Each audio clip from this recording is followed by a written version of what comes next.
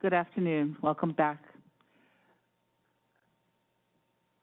We will take roll call to establish a quorum before we start the meeting.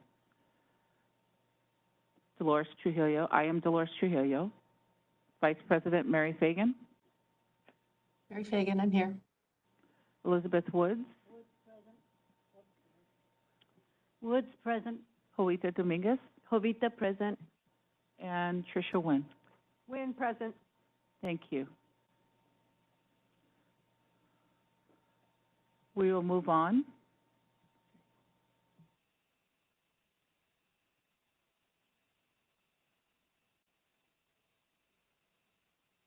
We will continue with Heather Hoganson and item 5.4, discussion and possible adoption, a modified proposed regulatory text pertaining to implementation of Assembly Bill 890, regular session 2019 to 2020, amending California Code of Regulations Title 16, sections 1480, definitions, and 1481, categories of nurse practitioners, and adding section 1482.3 and professions code sections 2837.103, 1482.4, requirements for certification as a nurse practitioner pursuant to Business and Professions Code section 2837.104 and 1487, notice to consumers. Heather? Thank you. This agenda item relates to AB 890, the scope of practice for nurse practitioners. This is the third time that regulatory text is being presented to you. The first in November was a very rough draft, and you approved moving forward with that. The second in February was when you decided there would be no new or separate naming conventions for the different types of nurse practitioners. And as MPAC Chair Samantha Gamble-Spar reported to you earlier this morning, the MPAC has voted to recommend that you approve the draft before you today, but I have a couple of edits from last week's meeting.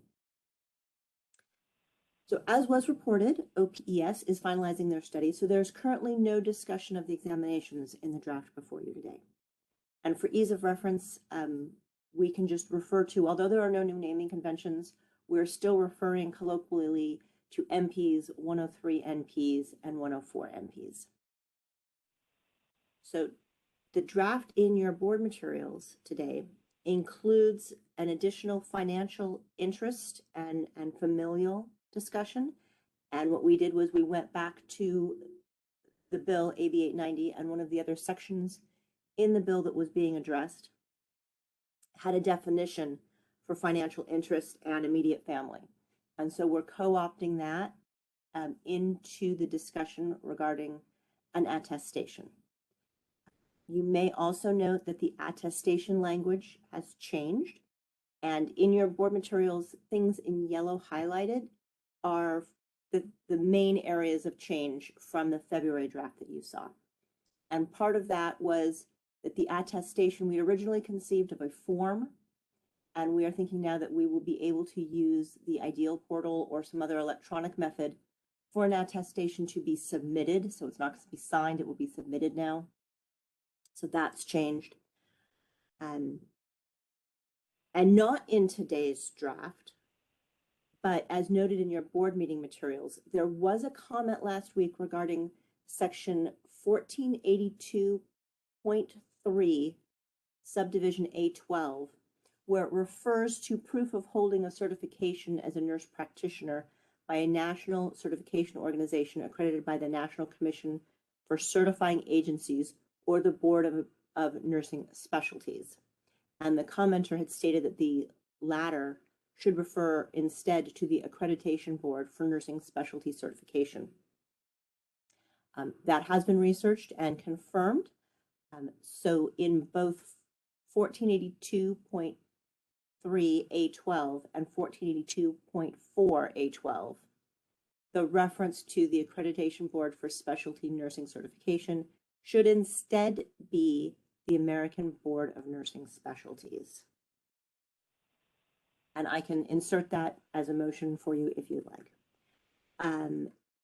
The other change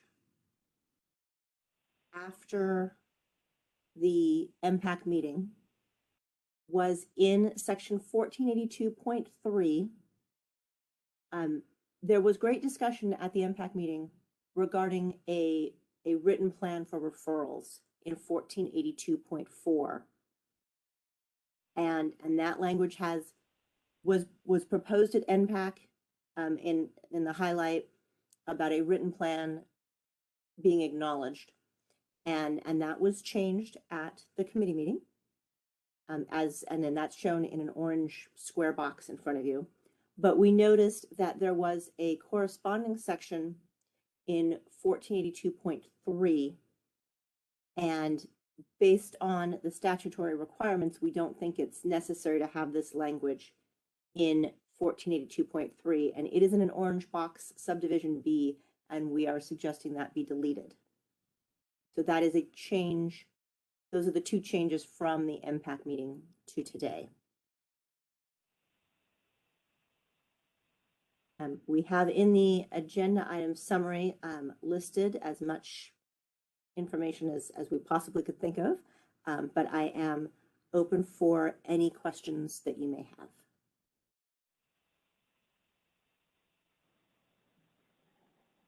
Thank you, Heather. Any questions or comments from the board?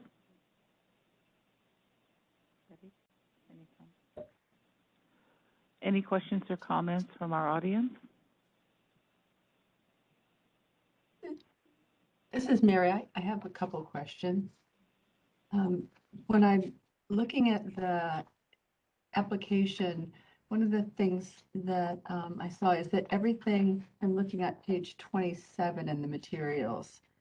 And this is to go to from a 103 to a 104, that all of the transition to practice hours would need to be completed in California.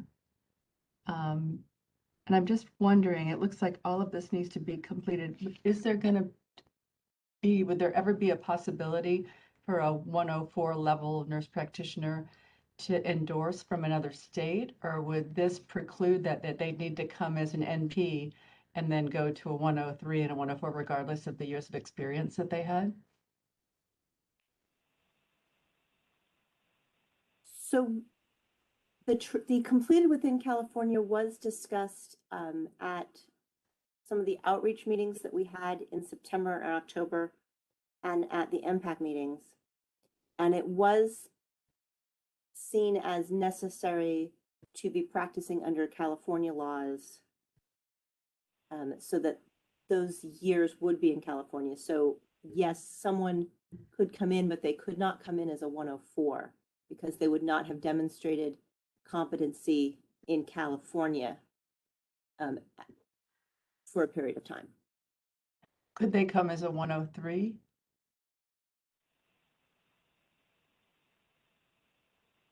They could, so Mary, this is Lori.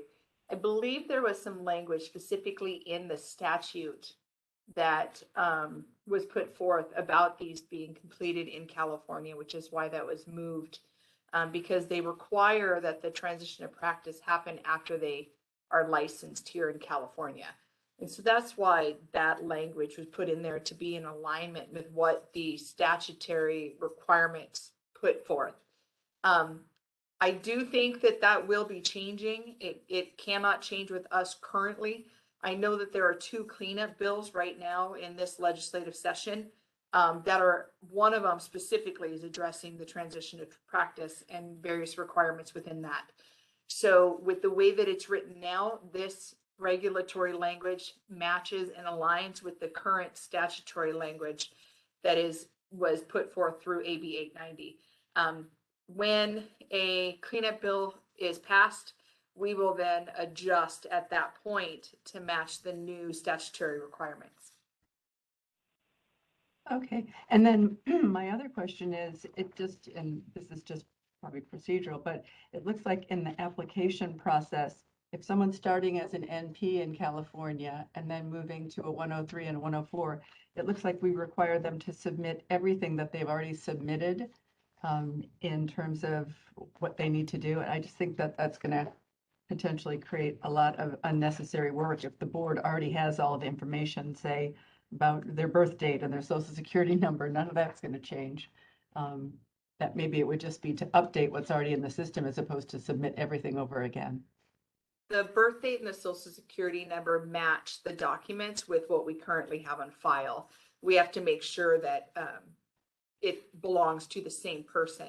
We have many applicants with the same name and some with the same birth date.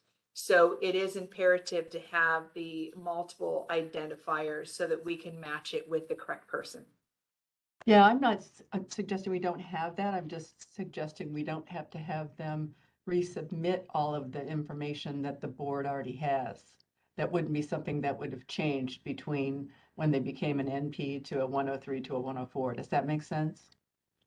I just don't want to create extra work for anybody. Yeah, it absolutely makes sense. We are actually trying to make this as streamlined as possible. The various pieces of information that would not change, which would be the name, the birth date, the social security number, that is used just for identification. We are planning on implementing a system for this to be submitted online. Hence the reason that Heather had mentioned that we took the form out of reference in regulation. If we would have left the form in reference in regulation, we would have been required to use that. And if we chose not to use that, we would have to go through a whole regulatory change again, which could be a year or two. So the information that is put into this proposed regulation is information that will allow us to build a electronic portal to have the provider who is supervising the NP enter in that NP's information, submit an attestation. That attestation would be verified by that provider's license, as they're required to be licensed in California as well. And then that would come to our board, and we would then be able to give the certificate of the 103. And then that is the same process that would follow for the person going to move on from a 103 to a 104 if they choose to do so. Because the only requirements right now that are required to be actually attested or submitted would be that they completed the hour requirement. Once OPES finishes their review, there may be an exam added to it, but in the current form, because we do not have that information, it is just an attestation of hours being completed. And the additional information that is included with the text are used to complete that application process. Thank you. And I suppose perhaps, Lori, maybe a 11 or 12, if you have that information, that might be something that we could look at, not requiring a second time. That's the date of passage of the board certification and proof of holding the certification as a nurse practitioner by the accrediting agency. The only difference that I would see with that, Heather, is if they obtained an additional certification, because as you know, the 104 NP is only able to operate within the realm that they carry the national certification. So if they expanded or wanted to get approval for various ones, they would have to supply that information, and that could change from within those 3-year time periods. So I think that's still important to have that, so that they have the ability to add that to their kind of ability to work within the independent realm as a 104 underneath their national certification. And I don't want to belabor this, but it also includes their RN license number and their NP certification. So those things aren't going to change either. Just if they could, maybe if the form is going to be electronic and pre-populated, they could go change anything that would make sense or add it, and then just not have to recreate the wheel. Yeah, and again, in California, you have to be licensed as an RN first. So your nurse practitioner certification is not the same as the nurse as an RN license. Therefore, in order for a person to get licensed as a nurse practitioner, it has to be immediately tied to their RN license, or we cannot issue that. So again, a reason why you have your RN license there is so that the computer in the background can match to that RN license, verify that they're licensed as an RN so that a certificate can be issued. Because if they don't have that, they can't verify it, and it would have to be then a manual process. So again, I know that these forms and stuff, requirements seem to be a bit repetitive, but they are necessary in order for that back work to be done in an automated process when we go electronic.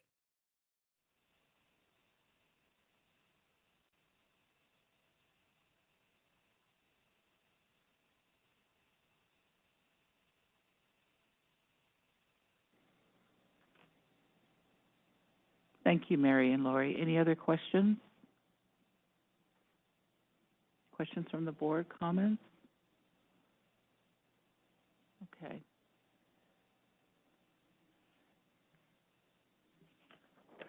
I would like to make a motion on item 5.4 to approve the proposed regulatory changes to amend sections 1480 and 1481 of and add sections 1482.3, 1482.4, and 1487 to Title 16 of the California Code of Regulations to read as shown in the board materials.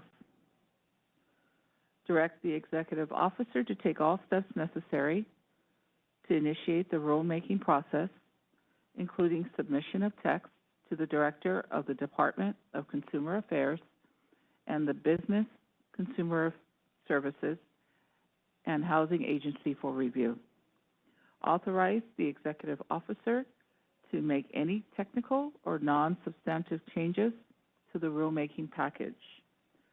Notice the proposed text for a 45-day comment period, and if after the 45-day public comment period, no hearing is requested and no adverse comments have been received, adopt the proposed regulations as noticed and authorize the executive officer to submit the rulemaking package to the Office of Administrative Law, making any technical or non-substantive changes needed to the proposed regulation to complete the rulemaking process. And if I may make a friendly amendment to your motion, when the version you're looking at with the italicized where it says with the following modifications is discussed in this meeting, I would suggest adding in 1482.3 A12 and 1482.4 A12, refer to the Accreditation Board for Specialty Nursing Certification instead of the American Board of Nursing Specialties. All right, we will add those changes to the motion. Wynn seconds. We have a second. Can we open up for public comment, please? We will be opening for public comment now. I will be activating the question and answer feature. Please refer to the screen share for members of the public to see how they should type in their request for comment. I've activated the question and answer feature. Members of the public can indicate that they would like to make a comment by typing into the question box, "I would like to make a comment." Please remember, you will have 2 minutes to make your comments. I will not give a reminder as your time approaches. I do not want to interrupt you nor cause you to lose your train of thought. I will mute your microphone and inform you that your time has expired, and we'll move on to the next member of the public. I'll pause for a moment for members of the public to type in, "I would like to make a comment." Katrina Reyes would like to make a comment. 1 second, please.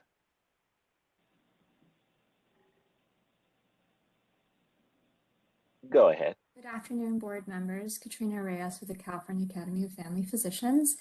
Through team-based care, family physicians have worked closely with NPs to provide coordinated, comprehensive, and continuous care in order to achieve improved patient outcomes and health equity.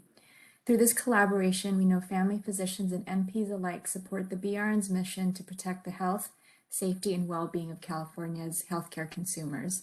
One way to achieve this mission is to ensure that we have the structures and systems in place that promote continuity of care. Accordingly, we support structures and systems that ensure referrals and consultations are conducted when necessary so that coordinated, comprehensive, and continuous care is provided to achieve improved patient outcomes and health equity. Thank you.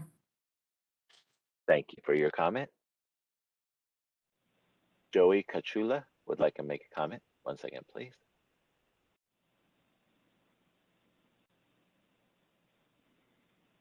Go ahead. Good afternoon, board members. Joey Cachuola with the California Medical Association. We applaud the BRN's initial recognition that a plan for referring patients to a physician and surgeon is critical to ensuring patient safety and continuity of care, and that the disclosure of that plan is necessary for patients to properly understand the care they receive. That is why we strongly believe that such a requirement should be reinserted into the regulations. As a respectful point of clarification, the rationale for deleting the referral plan requirement from the regs, which is page 20 of the meeting materials, does not reflect the law. AB 890 created 2 new categories of nurse practitioners that could perform certain functions without standardized procedures. Yet the existence and continued use of standardized procedures serves as the basis for the BRN's rationale in deleting the reg language. That calls into question how and why this decision was made. On a related note, it's notable and concerning that this decision was not brought up during last week's Nurse Practitioner Advisory Committee meeting for deliberation and recommendation, as is required by the law. We urge the BRN to reinsert the referral plan language into the regs as a necessary structure to ensure referrals are conducted in a coordinated and safe manner for all patients. Thank you very much. Thank you for your comment. We have a request that the amendment be read that was added. Is that possible?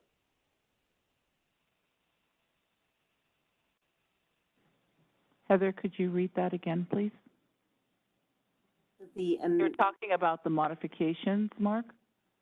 It says, can you please read the amendment that was added?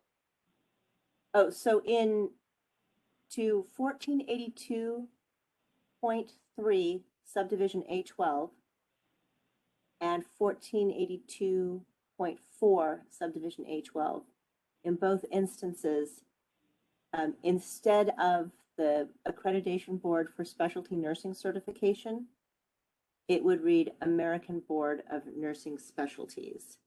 And so that would read, proof of holding a certification as a nurse practitioner by a national certification organization accredited by the National Commission for Certifying Agencies, or the Accreditation Board for Specialty Nursing Certification.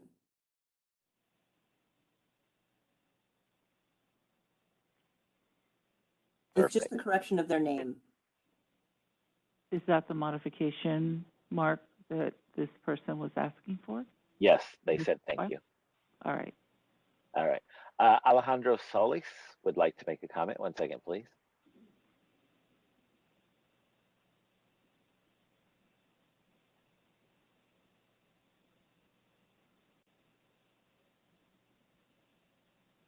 Go ahead.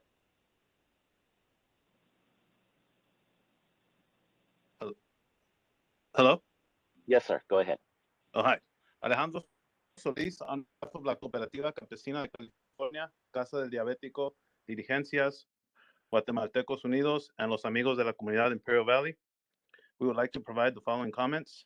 Thank you for your time. We appreciate that some of our suggestions were incorporated into the proposed regulations, but we believe there is still more work to be done. Our communities continue to face predatory practices because of language barriers and limited economic resources, which underscores the need for patients to have transparency, especially when it comes to their health and healthcare. That is why it is important that patients receive sufficient information in writing about their care plan to ensure that they have meaningful input and understanding of the care they are receiving. We are concerned about the deletion of the written plan for referral for 103 nurse practitioners. These referrals were to be made available to patients upon request.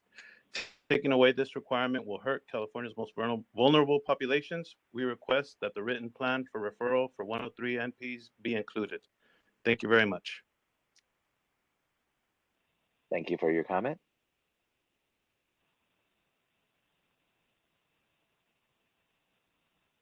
There are no other public requests for comments on the WebEx. Are there any public requests for comments in HQ2?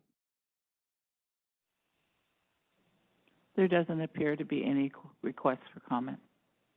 Thank you. Are there any public requests for comments in San Diego? No comments here. Thank you. There are no other requests for public comments.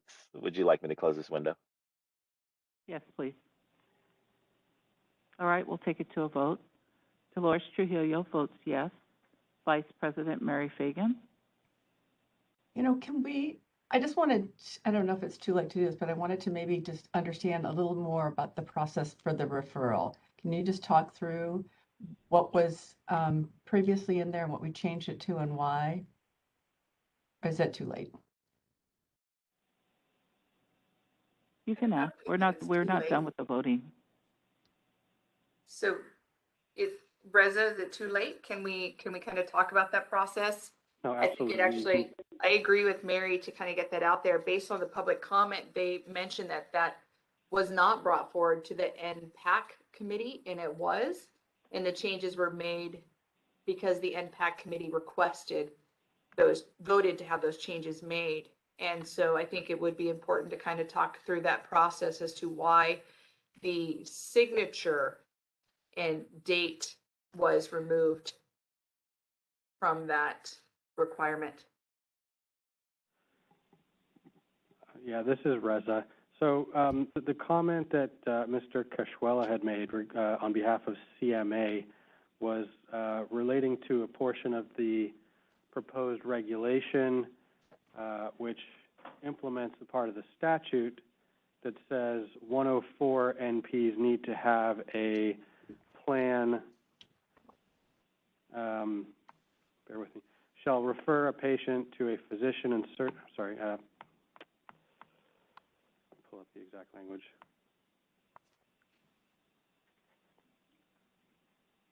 That they shall establish a plan for referral of complex medical cases and emergencies to a physician and surgeon or other appropriate healing arts provider. And it goes on, and that's section 2837.104, subdivision C3. So in the statute, it says that 104 NPs have to have this plan for referral of complex medical cases and emergencies to a physician or other healing arts provider. In the previous version of the draft regulations, there was a requirement in response to some public comments that that plan have that if that plan is to refer complex cases and emergencies to a physician, that the physician should sign and date that plan. And that the rationale there was that if you're referring your cases to a physician, that physician ought to know that the plan is to refer those cases to him or her. At the last NPAC meeting, I'm actually surprised to hear the comment that was made today, because that specific topic was discussed at considerable length with quite a bit of public comment. And the public comment there was critical of the requirement that the physician or other healing arts provider sign the plan. The commenters pointed out that logistically and practically speaking, it wouldn't really be feasible to be able to identify a physician or a healing arts provider and get their acknowledgement and their signature on a plan, because with the way that insurance generally works, and this is, again, I'm doing my best to restate the public comment there at the NPAC meeting, the way that the insurance typically works, the nurse practitioner would not necessarily have control over who the complex case gets referred to. So I think the outcome of that discussion, and Heather, I hope you're listening closely and you'll correct me if I'm wrong, I think the outcome of that discussion was that we would revise that requirement in the proposed regulation so that if the plan that the 104 NP has refers matters to a specific individual, that individual's signature would be required, but otherwise, but that's only required if the plan calls for referral to a specific individual. Otherwise, if it's a general plan of referral of these complex and emergency cases, that a physician or other healing arts provider's signature is not required. I want to just verify what the current proposed text is and where it is in the regs. Right, and this is at the section 1482.4 subdivision B, and it's in an orange box in the materials. And I will add to Rez's point, this was a considerable separate motion and discussion at MPAC, and the requirement to sign and date the referral plan was seen as being more of an individual case basis and more of a consultation plan. And so that was seen as not being necessary. But if a written plan were to call for a specific individual, for instance, specialty cases for X will be referred to Dr. So-and-so, then the plan would include that referral person's individual acknowledgement and consent, but not necessarily a signature and date, just to keep the document more general. And that subsection that Heather mentioned is at the top of page 28 of the meeting materials. It is in that orange box there. The yellow highlighted portion of it is what was changed. So that's what came out of the NPAC meeting. I don't recall CMA making any comment at the NPAC meeting. So that was definitely discussed there, and this is what you have in front of you is the outcome. Of course, this is proposed text, so if you are in agreement with that concept, then you can vote to adopt this language. If you prefer to see changes to it, that can be discussed as well. But again, the initial rationale was that the person who is ultimately handling these or going to be receiving the referrals for complex cases and emergencies ought to know, but it was brought Just up. that it won't always be a specific individual. It could, right? Is that what this is saying? Right. Yeah. Okay. And Yeah. And I would also like to add additionally to Rez's discussion with regard to 1482.3, the 103 NP's version of this that we have recommended be struck that was not specifically voted on at MPAC. The discussion at MPAC was more on the 104 NP's. We did note as we were preparing this for you that because the statute is different on 103, Business and Professions Code 2837.103F states that a nurse practitioner shall refer a patient to a physician and surgeon or other licensed healthcare provider if a situation or condition of the patient is beyond the scope of the education and training of the nurse practitioner. It does not specify the written plan as 104 does. And so and this also gets to, I believe, Mr. Solis's comment, the circumstances under which someone would be referred is listed in proposed regulation 1487, the notice to consumers, the very last regulation, the very last subsection C is an advisory to patients that they have the right to see a physician and surgeon on request and the circumstances when a patient would be referred to see a physician and surgeon. So it was determined that that may be the culmination of that Business and Professions Code statute and not need a specific written plan, which would be an enlargement of the board's authority in some people's opinion. Okay. Thank you for that. I vote yes. Thank you, Mary. Elizabeth Woods? Woods, yes. Jovita Dominguez? Jovita, yes. And Tricia Wen. Quinn, yes. All right, the motion carries. Moving on to item 6.0, report of the Administrative Committee. I am the chair of the Administrative Committee. Lori, do you have 6.1 to report? I do. I think I have 6.1, 6.2, 6.3 to go. So Take it away. it'll be you and I these next few agenda items. So just a quick update on the executive officer report. We did present the fund condition already, so I do not need to go through that, which is great. And the board strategic plan is in our materials as information only and not going to be presented here.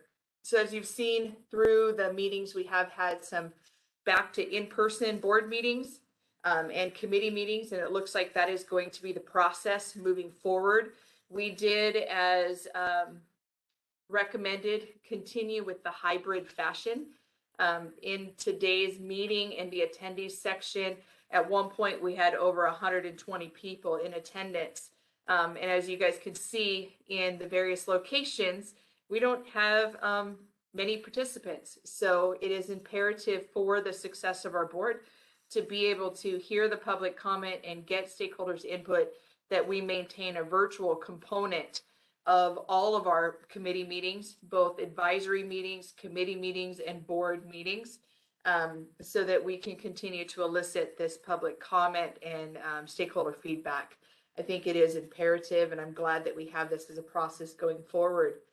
Other than that, we that's really been our primary focus, as trying to get these back in line. There are two provisions within the Bagley-Keene Act that we had to kind of bounce back and forth to make sure that we had appropriate attendance and a quorum. It was noted that at the end of April, we did attempt to do a Nursing Education Workforce Advisory Committee, also known as NEWAC or NUAC, and we were unable to hold that meeting because we were unable to establish a quorum.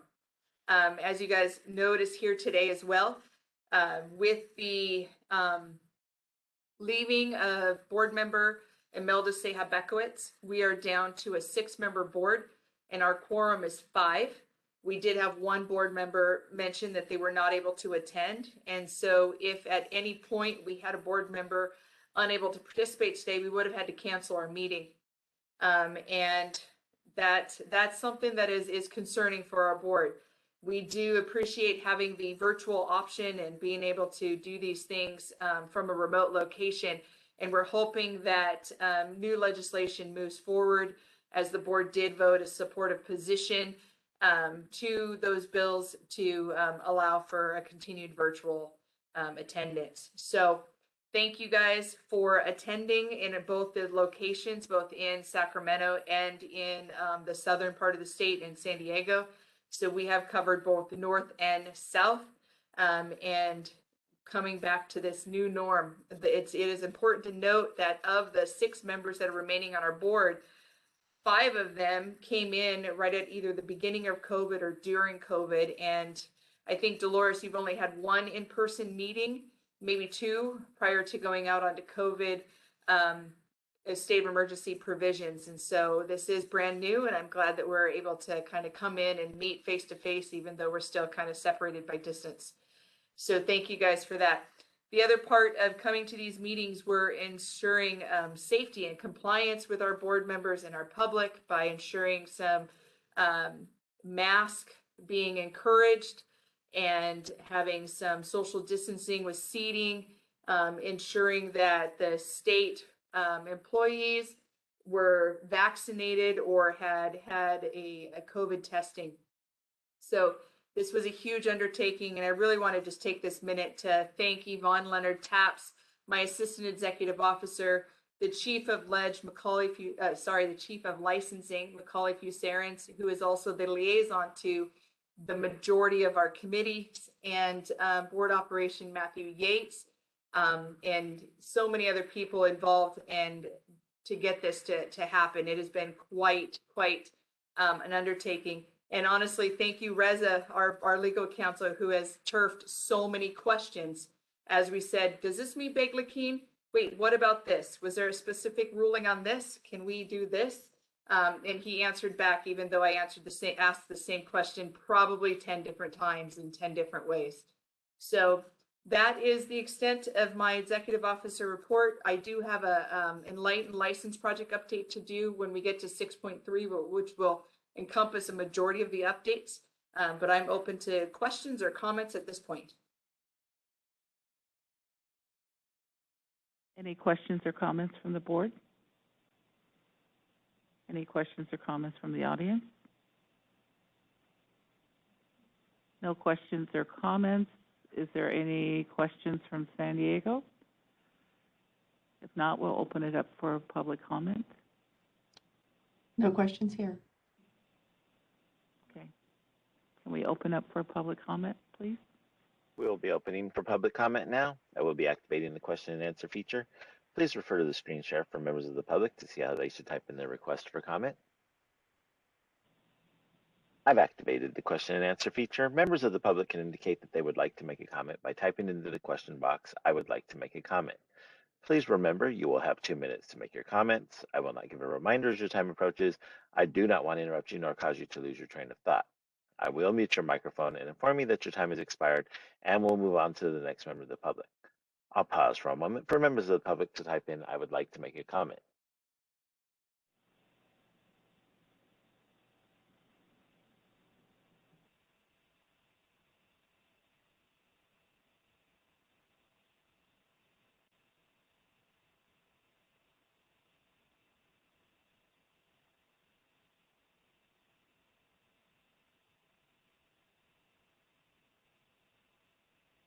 There are no public requests for comments on the WebEx. Are there any public requests for comment at HQ2? There are no requests for comment or questions here. Are there any public requests for comments in San Diego? No requests here. Thank you. There are no public requests for comments. Would you like me to close this window? Yes, please. Thank you.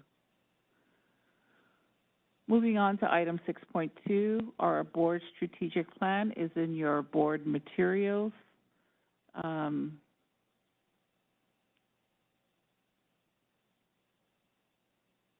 is a information only. And it Yeah, will I was not be just wondering if we presented. need to go to public comment about that. We do, okay. So can we open it up again for public comment? We will be opening for public comment now. I will be activating the question and answer feature. Please refer to the screen share for members of the public to see how they should type in their request for comment. I've activated the question and answer feature. Members of the public can indicate that they would like to make a comment by typing into the question box, "I would like to make a comment." Please remember, you will have 2 minutes to make your comments. I will not give a reminder as your time approaches. I do not want to interrupt you nor cause you to lose your train of thought. I will mute your microphone and inform you that your time has expired, and we'll move on to the next member of the public. I'll pause for a moment for members of the public to type in, "I would like to make a comment."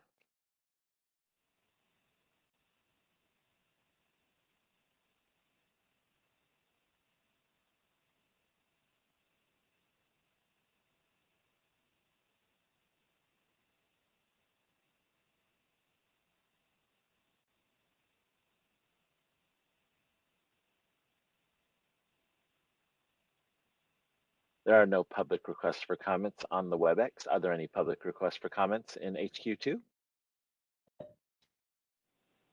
I don't see any requests for public comment. Thank you. Are there any public requests for comments in San Diego? None here. Thank you. There are no public requests for comments. Would you like me to close this window? Yes, please. Thank you. I do Moving have on to one- item 6.3. Can I ask one quick question about this? Sure. I would like to be clear on what process we can expect to see as we look to track how we're progressing towards the goals that are in the strategic plan. Is it going to be something we'll have at every board meeting with, because there's a lot of really important goals in here. I want to make sure we're moving them forward. Yes, we do plan to report out at every board meeting, what has been accomplished, what's in process. And then on an annual basis, we will actually touch bases on the goals that were in the previous strategic plan. And that was requested by board member Imelda Seha-Beckett. So we will have all of that, and it will be on a progression chart, and it will be part of our board meeting materials. Great, thank you.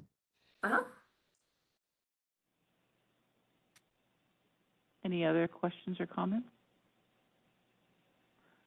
Okay, moving on to item 6.3, the Enlightened licensing project update, and this will be given by Loretta Melby. Yes, we've been talking about the Enlightened license project for a while now, at least a year. The DCA decided to really work on bringing the licensing divisions in each one of the boards and bureaus that they oversee together, really streamlining processes, finding areas of improvement that can be shared, best practices shared throughout the process. And this is different than when we would have the Office of, it's called OIO, where they come in and it's organizational improvement. They do mapping with various swim lanes, and they try to lean the process by doing an as-is map and a could-be map. And those are really great tools that DCA offers out to the boards and bureaus, and we utilize them in many aspects. The difference with this is that this uses subject matter experts, that it's not just mapping and looking at it from a process base, but it's from looking at people who do this day in and day out, getting input from the people that handle the minutia, that are there taking every application through and what they think can be improved, reaching out to the executive officers of various boards and asking them, what works well with their board, what did they like that the BRN did that they haven't done, and really just sharing a lot. Throughout this process, there were two executive officers that kind of streamlined it. One of them was Jessica Sieverman. She is the executive officer for Vet Med. And then the other one was Christy Underwood, and she's the executive officer for Barbering and Cosmetology. And both of them, with over 40 years combined experience, were able to really kind of take this project and move it forward. BRN volunteered to be the very first board or bureau to go through this process. That was something that we knew that we needed to do, and just kind of look at our licensing process. That was the number one public interaction that we had, was based on our licensing process. We wanted to know timelines, wanted to know what was required, how they can get licensed here. And so that was really something that we did to really address just the customer service and what we can do to help California in getting workforce built up in an expedited manner, so that we can, come together and really try to help. So with this process, they identified 30 areas of recommendation. I have included the entire report in the materials for you guys to read.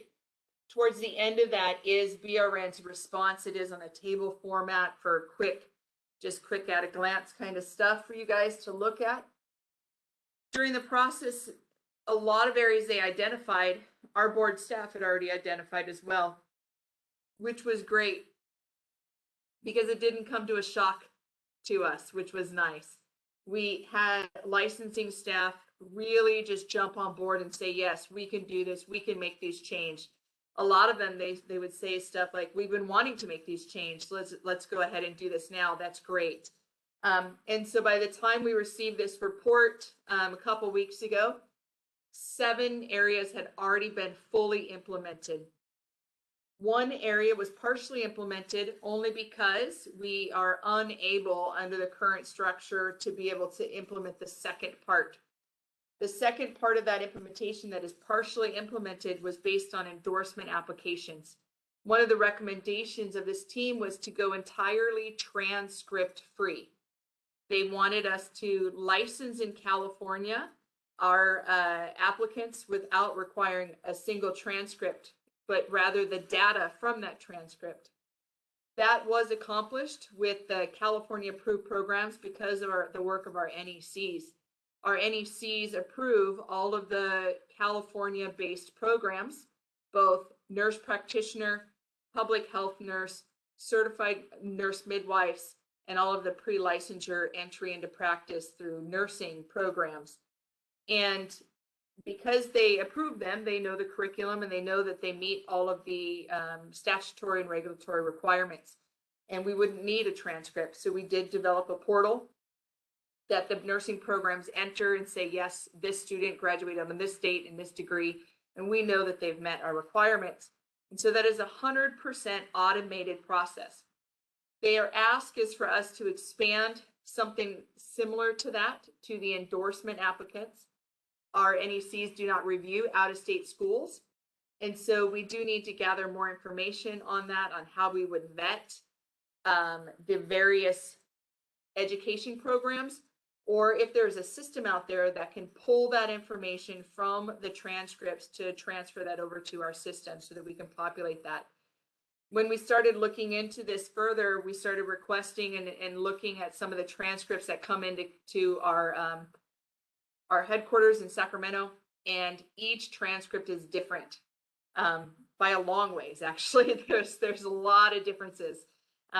So even when you go to try to develop an IT product that would read those transcripts, if you said line character number 1 through 32, look for a first name.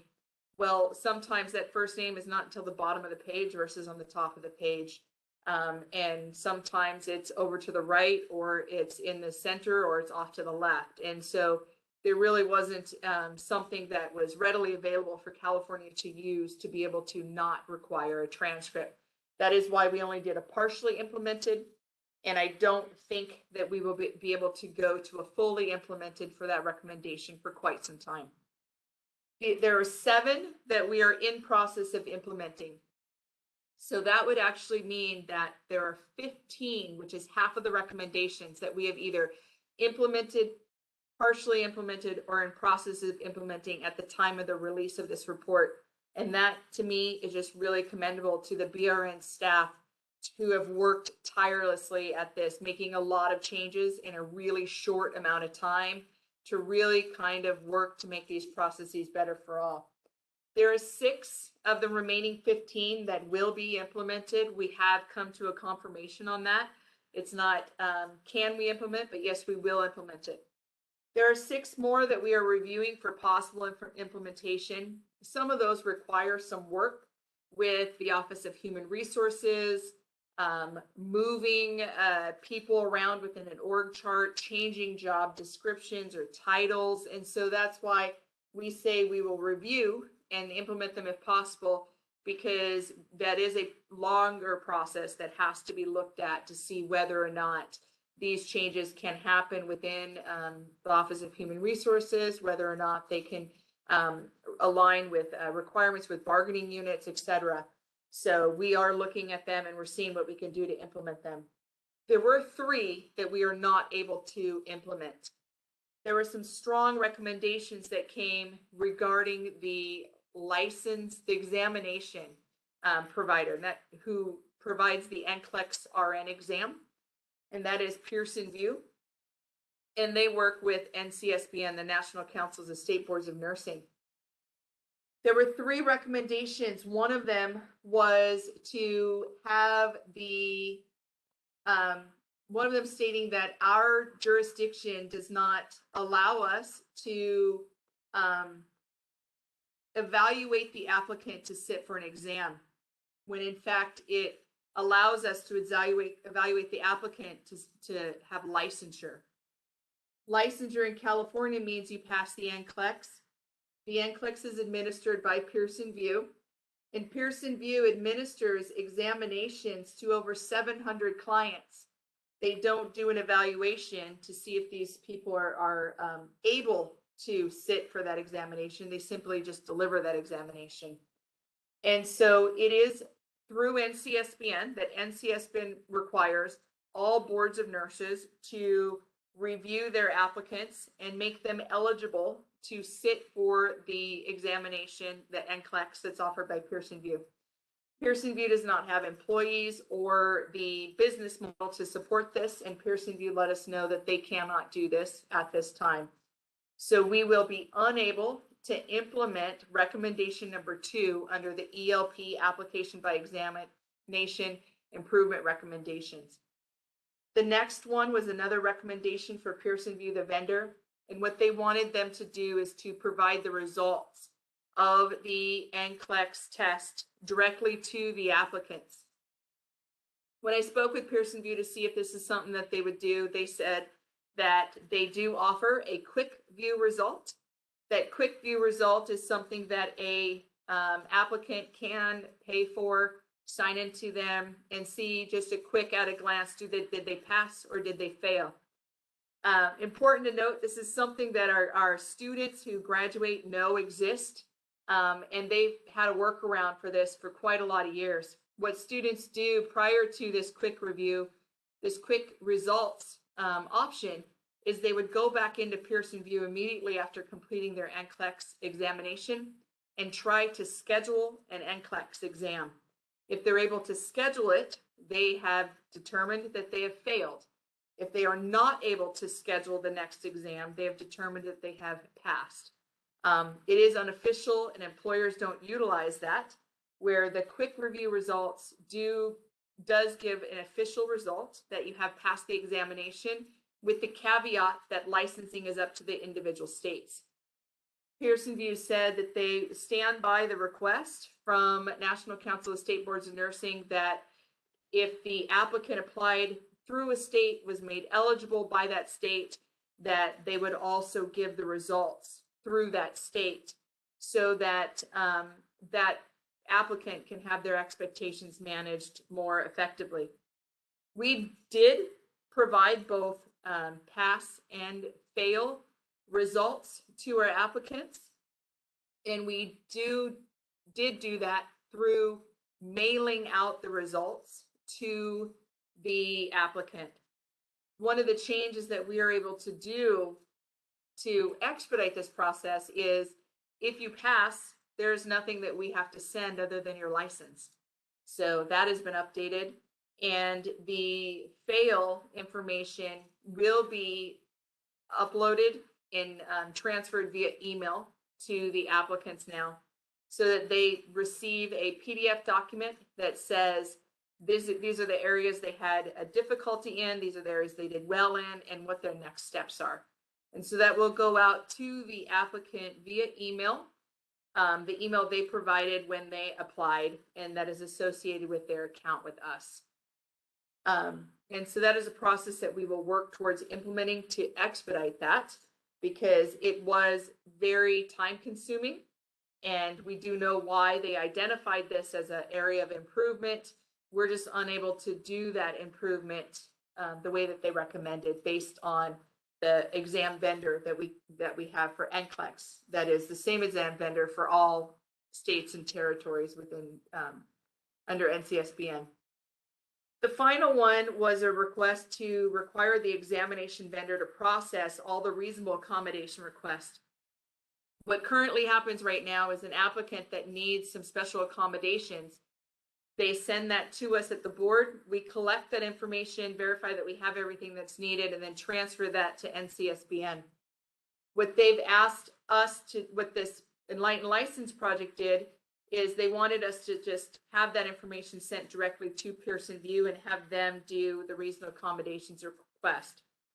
Again, when meeting with Pearson VUE, they said this is something that they're not able to do. They have, again, over 700 companies that they contract with, various exams that they deliver, from internal medicine exams to Cisco IT exams to our nursing exams. And so they are not able to, they do not have the staff that would be used to evaluate that, and it's not part of their business model. So we are in alignment with the other boards of nursing throughout the nation, and we do our accommodations evaluation. We approve them to take the test, and we deliver the results. We are not doing anything that is abnormal, and it is something that we are even by not following these recommendations, by not being able to implement this time, we are still in alignment with all of the other 50 states and 4 territories that utilize Pearson VUE and NCSBN. Do you have any questions? I wanted to really take some time to say why we couldn't implement the 3 implementations. I know historically the BRN has been viewed in not necessarily always a positive light when they're given recommendations for improvement. So I wanted to make sure that we address the areas in a public forum as to why we are not doing some of the recommendations for improvement, but that to also let that known that half of the recommendations on release of the report, we are in the process of implementing or have fully implemented, because we do value this feedback and are working hard to make the changes, make sure they're sustainable, and make sure that we continue to offer a better customer service to all of our applicants and our licensees.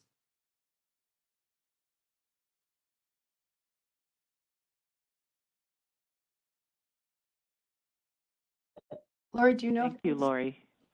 That's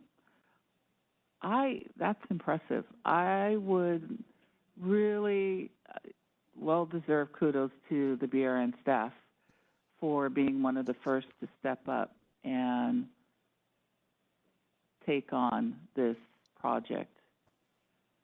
Very well done. Thank you. And Mary, I believe I heard you speak up.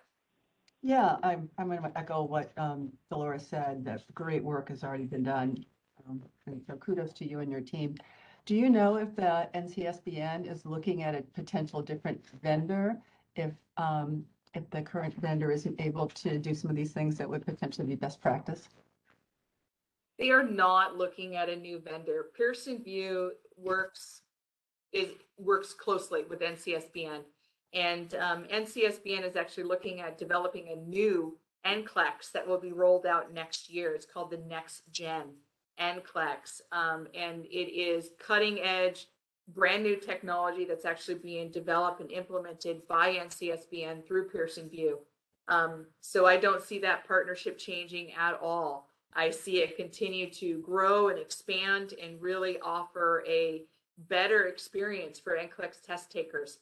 When meeting with Pearson VUE and NCSBN, they have heard that these requests aren't just from California, that there are other states that are interested in some of these things, and they said that they are open to discussion, and that they will continue to look at what they can do to improve the outcomes in any of these possible suggestions, but they did not have direct answers at this point.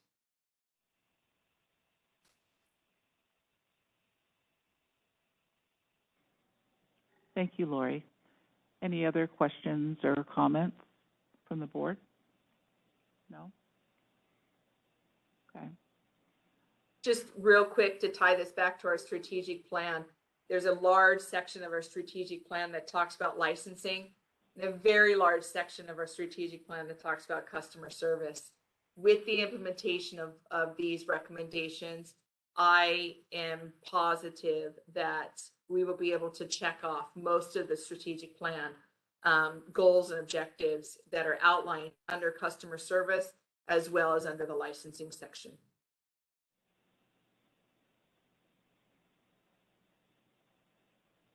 All right. Any questions or comments in San Diego? Other than that, we can open it up for public comment. Mary? None here. Okay. Mark, can we open it up for public comment, please? We will be opening for public comment now. I will be activating the question and answer feature. Please refer to the screen share for members of the public to see how they should type in their request for comment. I've activated the question and answer feature. Members of the public can indicate that they would like to make a comment by typing into the question box, "I would like to make a comment." Please remember, you will have 2 minutes to make your comments. I will not give a reminder as your time approaches. I do not want to interrupt you nor cause you to lose your train of thought. I will mute your microphone and inform you that your time has expired, and we'll move on to the next member of the public. I'll pause for a moment for members of the public to type in, "I would like to make a comment."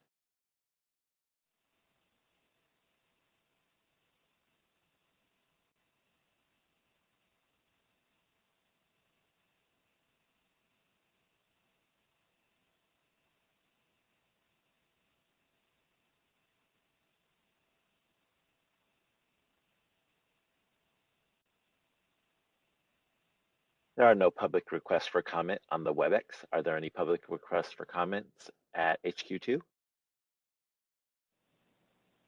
There are no public requests for comments here. Thank you. Are there any public requests for comments in San Diego? None here. Thank you. There are no public requests for comments. Would you like me to close this window? Yes, please. Thank you, Mark. All right. Items 6.4 and 6.5 were previously presented. We also have presented 7.1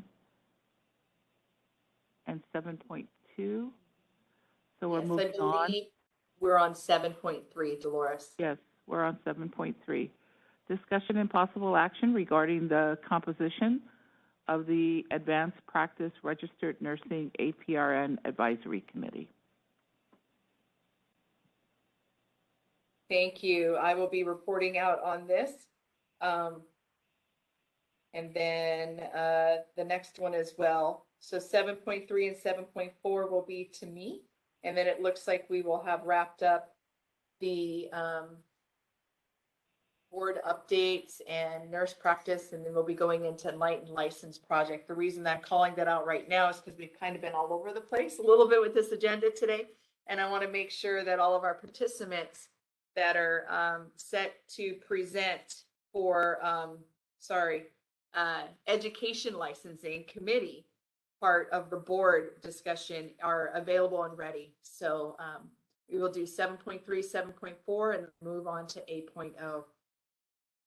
So 7.3 is discussion and possible action regarding the composition of the Advanced Practice Registered Nursing Advisory Committee. This was presented to Nurse Practice Committee last month, and we were able to come up with a new structure for the Advanced Practice.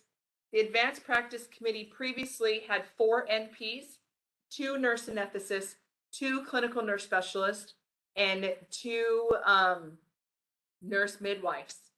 With the passing of AB 890 and SB 1237, there were 2 statutorily defined committees established underneath the board, and that is the Nurse Practitioner Advisory Committee and the Nurse Midwife Advisory Committee. That left the Advanced Practice Advisory Committee to have some overlaps. So there was a redirect by our board last November where the Advanced Practice Advisory Committee was able to continue. It is a non-statutorily supported committee at this point. And their focus is to be on clinical nurse specialist, certified registered nurse anesthetist, and any item that overlaps into the area of other advanced practice registered nurses that aren't just solely defined within one category. And so it became evident at that point with 4 nurse practitioners assigned to this committee that the structure should change since they're not going to be focused on nurse practitioner specific issues anymore, that those will go to the Nurse Practitioner Advisory Committee. And so the vote was to align with 2 nurse practitioners, 2 nurse anesthetists, 2 clinical nurse specialists, 2 nurse midwives, and add a public member. The benefit of the public member in the Nurse Midwifery Advisory Committee and the benefit of the public member to the Nurse Practitioner Advisory Committee has been pivotal. We also know that how much of a public member really benefits our board makeup to give us an outside perspective and allow us to kind of see things differently. It's been great.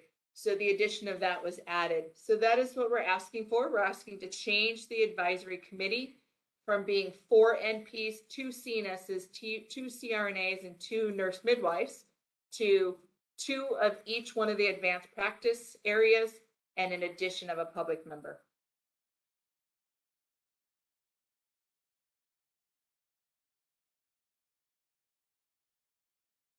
Thank you, Lori. Any questions or comments from the board? The audience? I would like to make a motion to approve the proposed composition of the APRN Advisory Committee as presented. Wynn seconds that motion. Can we open it up for public comment, please? We will be opening for public comment now. I will be activating the question and answer feature. Please refer to the screen share for members of the public to see how they should type in their request for comment. I've activated the question and answer feature. Members of the public can indicate that they would like to make a comment by typing into the question box, "I would like to make a comment." Please remember, you will have 2 minutes to make your comments. I will not give you a reminder as your time approaches. I do not want to interrupt you nor cause you to lose your train of thought. I will mute your microphone and inform you that your time has expired, and we'll move on to the next member of the public. I'll pause for a moment for members of the public to type in, "I would like to make a comment."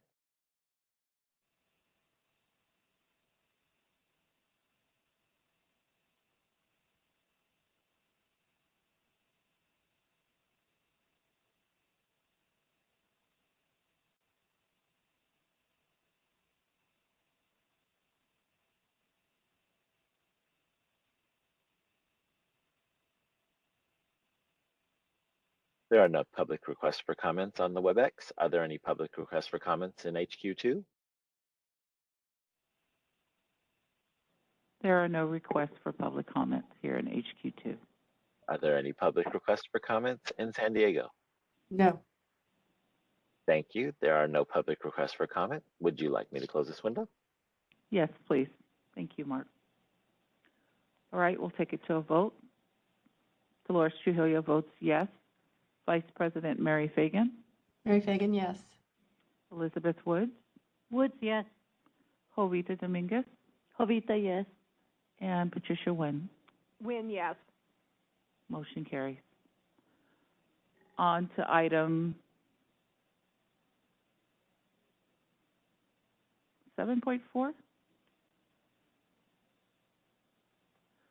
Discussion and Yes. possible action regarding review and approval of the charters for the Nursing Practice Committee, Nurse Practitioner Advisory Committee, Nurse Midwifery Advisory Committee, Nursing Education and Workforce Advisory Committee, and Aprn Advisory Committee. Lori? Yes, thank you, Dolores. I will present on this one as well. So over the last couple of years, we've been implementing the new statutorily required committees, the Nurse Practice Advisory Committee, as well as the Nurse Midwifery Advisory Committee, and then working through reestablishing the Nursing Education Workforce Advisory Committee. They had not met in 2 years during COVID, 2020 and 2021, with the goal, of course, to have them meet this year. We did align them from having, I believe, anywhere from 27 to 29 members down to a 15-member committee that will allow for quorum to be better and easier. And then refocusing our Aprn Advisory Committee. Both NEWAC and Aprn are not statutorily required committees at this point, but we did want them to align with our committees that are statutorily required. And so we went through, and I say we as the greater we. I didn't have a lot to do with it, but this was through our board staff and the liaison to the committees to really work with what can be done so that we can have consistency, because with consistency is greater efficacy. So all of the charters are similar in nature. They all have the same reporting structure, similar makeups, and are focused now in what the purpose of each one of these are. This way, if there is turnover in board staff, if there are turnover in board members, we do have documents now that outline the purpose of each one of these committees, what their reporting structure is, what are their term lengths, and really what to do so that this valuable information can continue to be received through these advisory committees to be able to give recommendations, to give insight, and really help our board make some great policy decisions.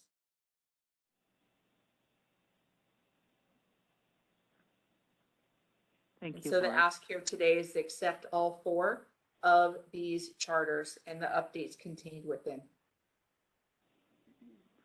Thank you, Lori. You're welcome. Any questions or comments from the board? No? All right. I would like to make, Actually, yeah, go ahead. Lori, I'm not sure who made the recommendations, but I'd like to understand what the thinking is behind the membership of the NEWAC committee. I'm just thinking in order for it to accomplish its purpose to bring workforce and education together, there's only, it looks like the 15-member board or committee, there would be 2 members from workforce. And it seems that maybe overrepresented in some of the other areas. So can you provide some background there?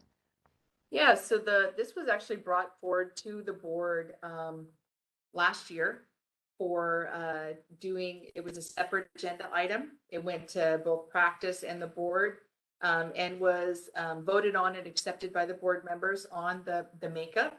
And what that makeup was 3 of each. And so on our board meeting that I believe was in November, I'm just pulling up the materials real quick just so that I can look at it. It was presented to be 3 members from education, 3 members from nursing employers, 3 members who are active RNs. So 1 RN that is current in workforce, 2 APRNs that are current in workforce, 3 that were data.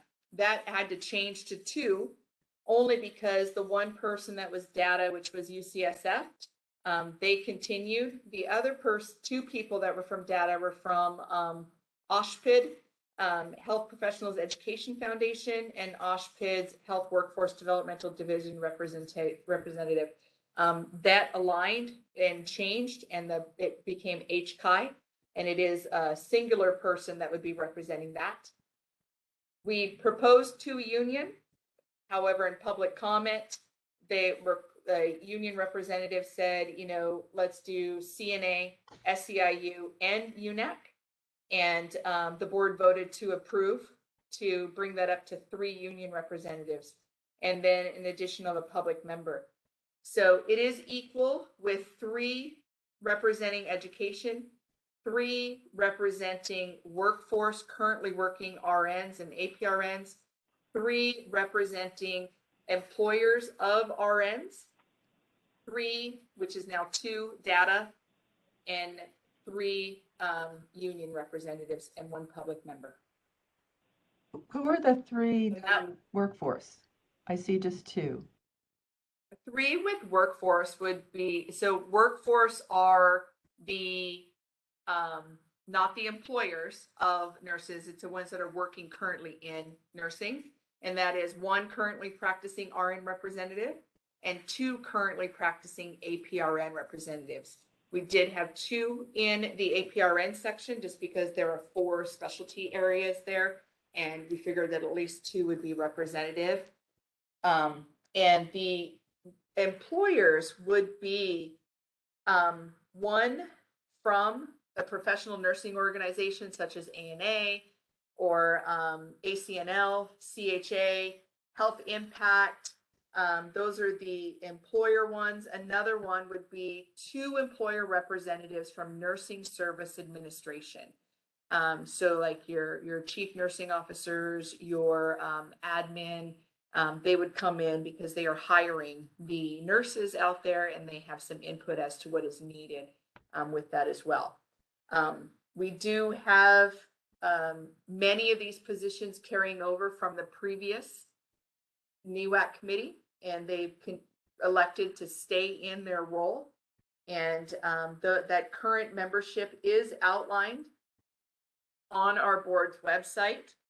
And we did do a call to action to get some advanced practice registered nursing representation, because that's where we were kind of lacking as well. And so we will be going through those applications soon and getting them up and going. But the NEWAC right now is made up of 1 person from California State University, Sacramento, another one from Evergreen Valley College, 1 from Health Impact, 1 from Sutter Cancer Center, 1 from SCIU, 1 from UNAC, one from California Nursing Association, one from Assessment Technologies Institute, another person from the Philip R. Lee Institute for Health Policy Safety, UCSF, that's our data, and one person from Kaiser Permanente. And so we do have 10 of our 15 members, and we are continuing to look to recruit and appoint the remaining 5.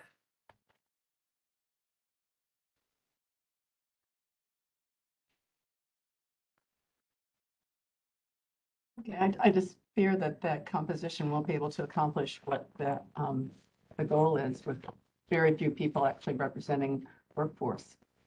So, is that We can agendaize this, and we could bring it back forth. This was agendaized in November, and that committee makeup was voted on and passed by our board. And we did move forward with trying to fill those positions. So we did get all of this moved over. We went from a 27 to 29 member committee down to a 15-member committee. And we do have 10 slots filled of that committee and are recruiting for the remaining 5. But if we do want to change the makeup of this, we would have to agendaize it, bring it back in front of our board, and get that re-reviewed. But just knowing that we did just get this completed in November of last year, and the board did vote to approve that. okay? I know that was a meeting I missed, so. Oh, okay.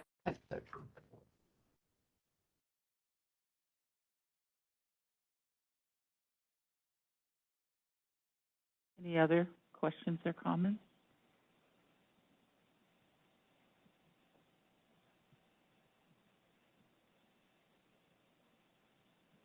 All right. Before we do the motion, why don't we open it up for public comments? We will be opening for public comment now. I will be activating the question and answer feature. Please refer to the screen share for members of the public to see how they should type in their request for comment. I've activated the question and answer feature. Members of the public can indicate that they would like to make a comment by typing into the question box, "I would like to make a comment." Please remember, you will have 2 minutes to make your comments. I will not give a reminder as your time approaches. I do not want to interrupt you nor cause you to lose your train of thought. I will mute your microphone and inform you that your time has expired, and we'll move on to the next member of the public. I'll pause for a moment for members of the public to type in, "I would like to make a comment."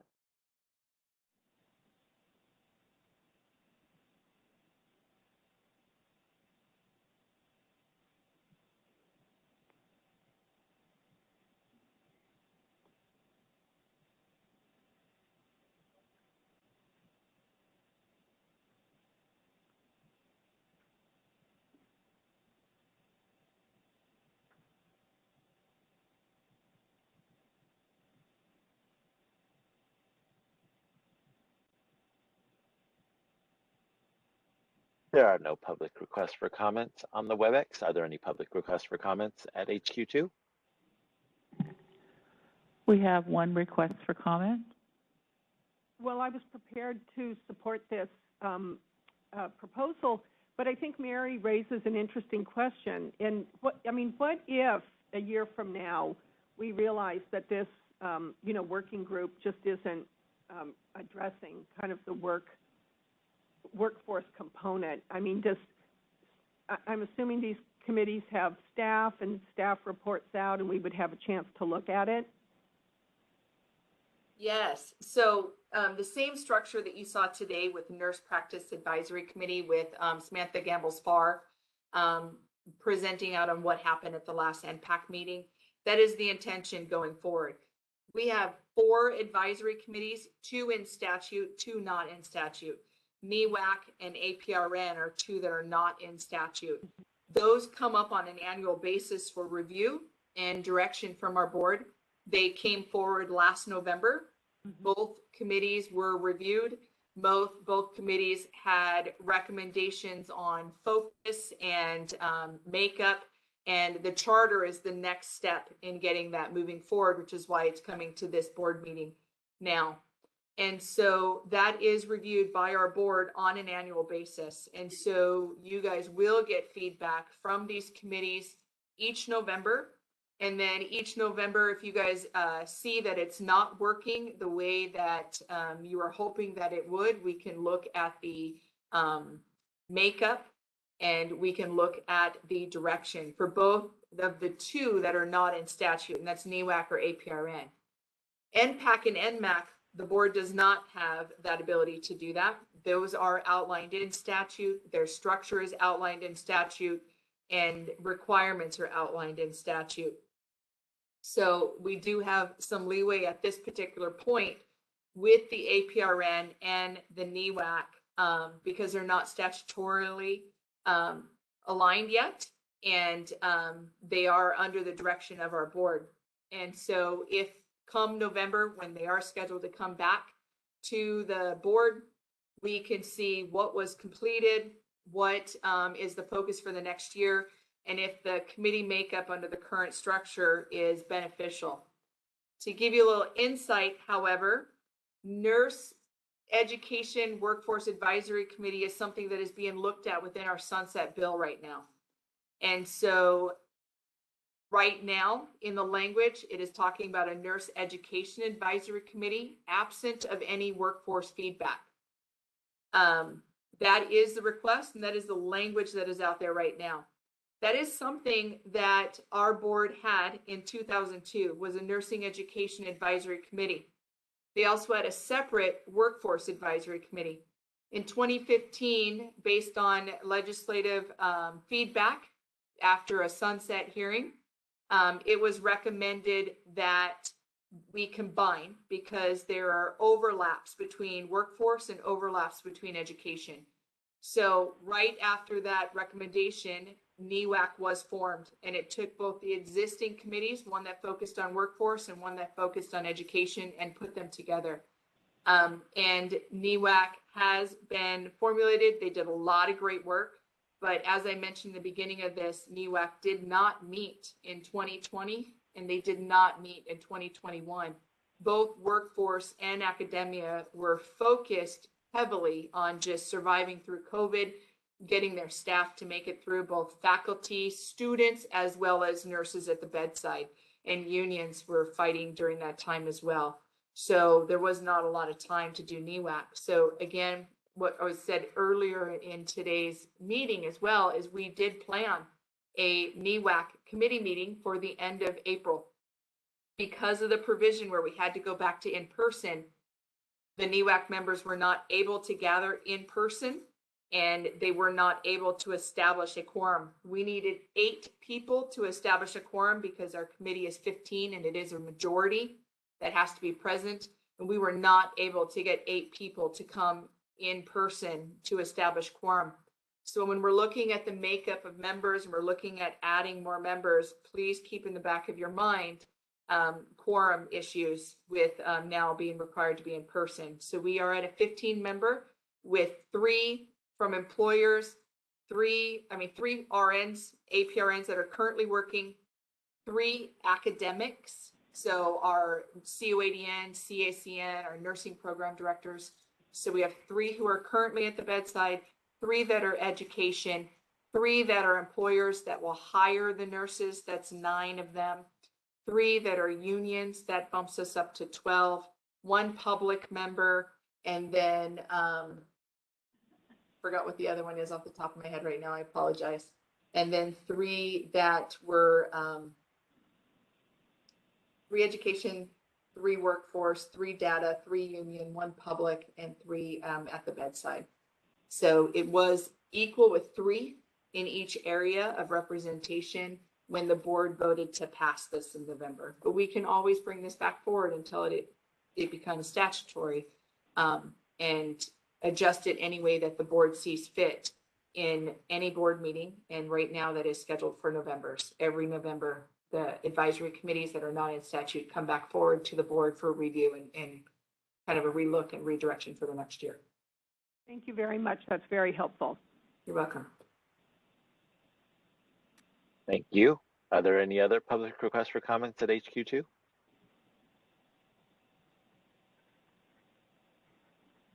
No other requests. Thank you. Are there any public requests for comments in San Diego? None here. Thank you. There are no other public requests for comments. Would you like me to close this window? Yes, please. This is Reza. I just wanted to be clear, for whoever's taking our minutes, that last comment was from Board Member Tricia Wynn, not a member of the public. Okay.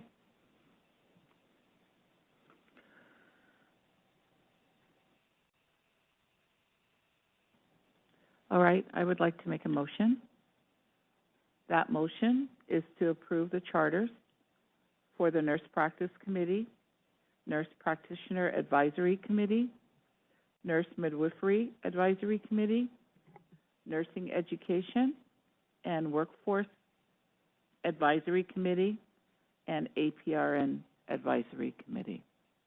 I'll second that. Betty Wood, second. We'll take it to a vote since we've just had public comment. Dolores Trujillo votes yes. Vice President Mary Fagan. I'm going to vote no. Okay. Elizabeth Woods. Woods, yes. Jovita Dominguez. Jovita, yes. Patricia Wynn. Wynn, yes. All right, the motion carries. Before we move on to 8.0, I would like to request a 5-minute bio break.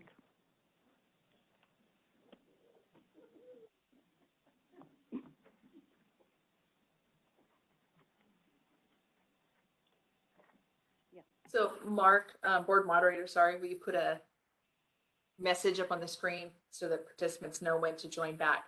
When we join back, we will be starting the Education Licensing Committee portion of our board meeting at 8.1.1. And we will need Dr. Mary Ann McCarthy elevated, as well as the participant list that she has provided you. Okay, and it is 2:47. Can we do 2:55? I think that sounds great to me. That's a nice even number for us to come back on. All right, perfect. Thank you. Thank you.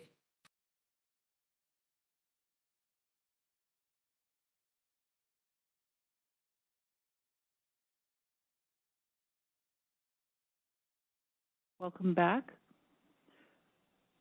We are now at 8.1 on the agenda. Well, actually 8.0 is the report of the Education Licensing Committee.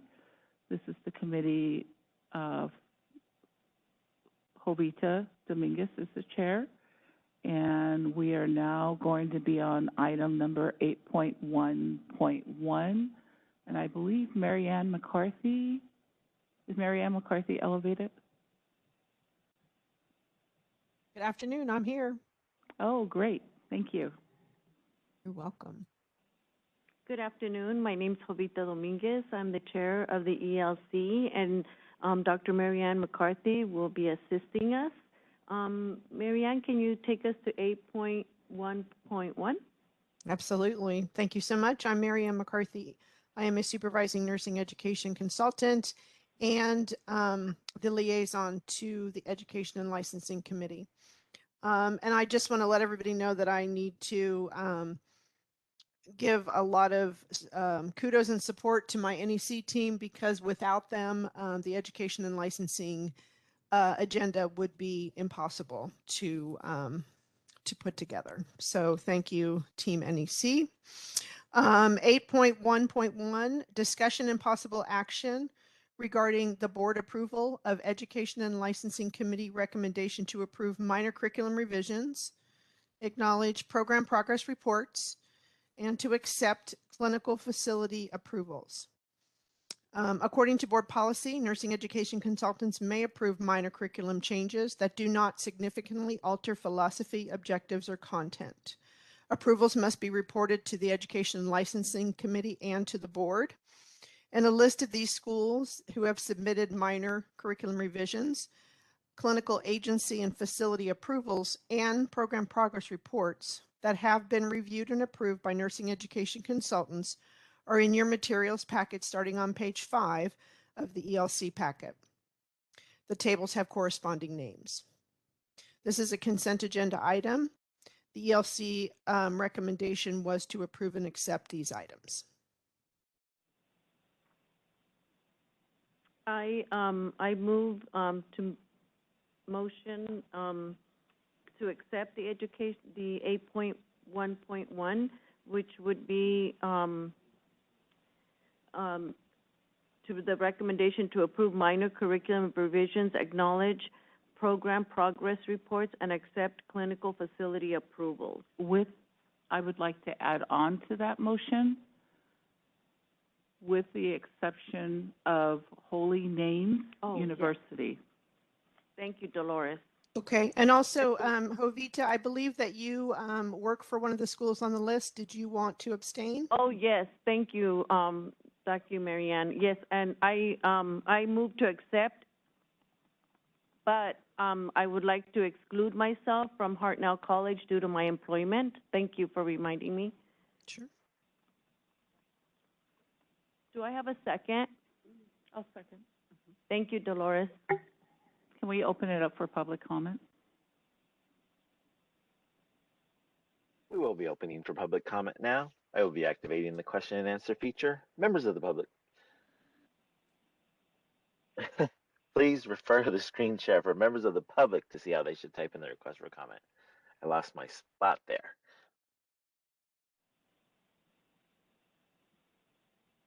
I've activated the question and answer feature. Members of the public can indicate that they would like to make a comment by typing into the question box, "I would like to make a comment."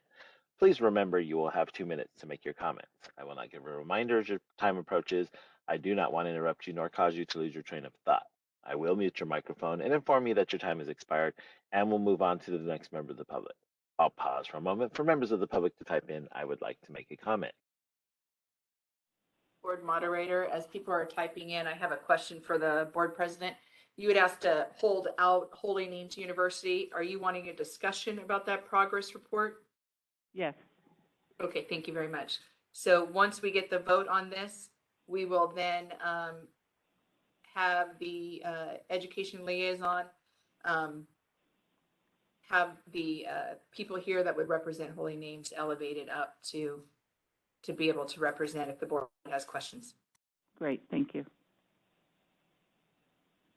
There are no public requests for comments on the WebEx. Are there any public requests for comments at HQ2?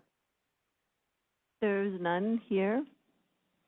Thank you. But Are there any? Go ahead. I'm sorry. I was going to ask Vice President Mary Fagan if there was any on her side. No, not here. Okay. I would do that, Jovita. Thank you. Oh, I'm so sorry. That's okay. You're fine. You're fine. You're fine. There are no public requests for comments. Committee Chair Dominguez, would you like me to close this window? Yes, please. Board members, is there any comments or questions on your end? This is Reza. Just a quick clarification. Again, just to be clear, the current motion is to accept the consent agenda items at 8.8.1 with the exception of Holy Names University. And I know, Jovita, you made the motion. Was it Dolores that seconded? I seconded. Okay, great. Thank you. Do you want to take it to a vote? I would like to take it to a vote. I, Jovita, vote yes. Vice President Dolores? Oh, I'm sorry. Oh, I'm actually voting other than the Hartnell. Dolores? I vote yes. Vice President Mary Fagan? Mary Fagan, yes. Betty Woods? Woods, yes. Tricia? Wynn, yes. Motion carries. Thank you, Jovita. This is Lori. So I'm going to bring out Holy Names University as requested by our board president. That starts on page 10 of the board meeting materials under 8.0 on our website. It says 8.0 Report of Education Licensing Committee. If you click on that, you can go to page 10. Additionally, I want to call attention to 8.1.1 Supplemental Materials. You will see that that is additional information presented to us by Holy Names. So on the progress report, and understand that this is informational only, so the only action that the board can take at this point is to accept the progress report. Any additional action that the board may want to do would have to be subsequently agendaized on a upcoming board meeting.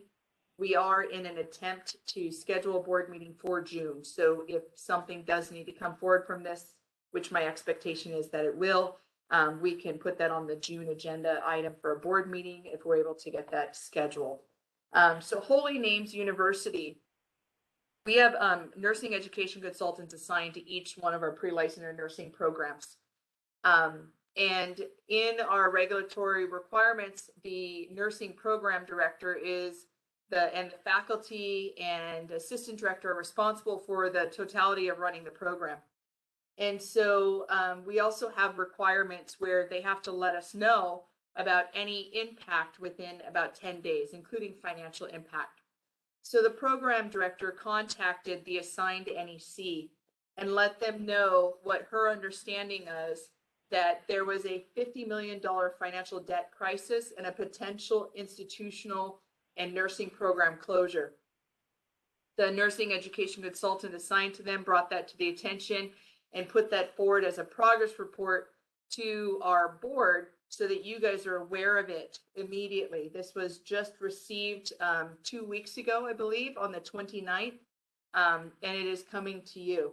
Since then, there have been multiple changes at that university. There have been meetings with the NEC, meetings with campus administration, and a follow-up letter that was presented to us to be included in the board meeting materials under 8.1.1, where Holy Names University took the opportunity to clarify the information that the nursing program director gave to us.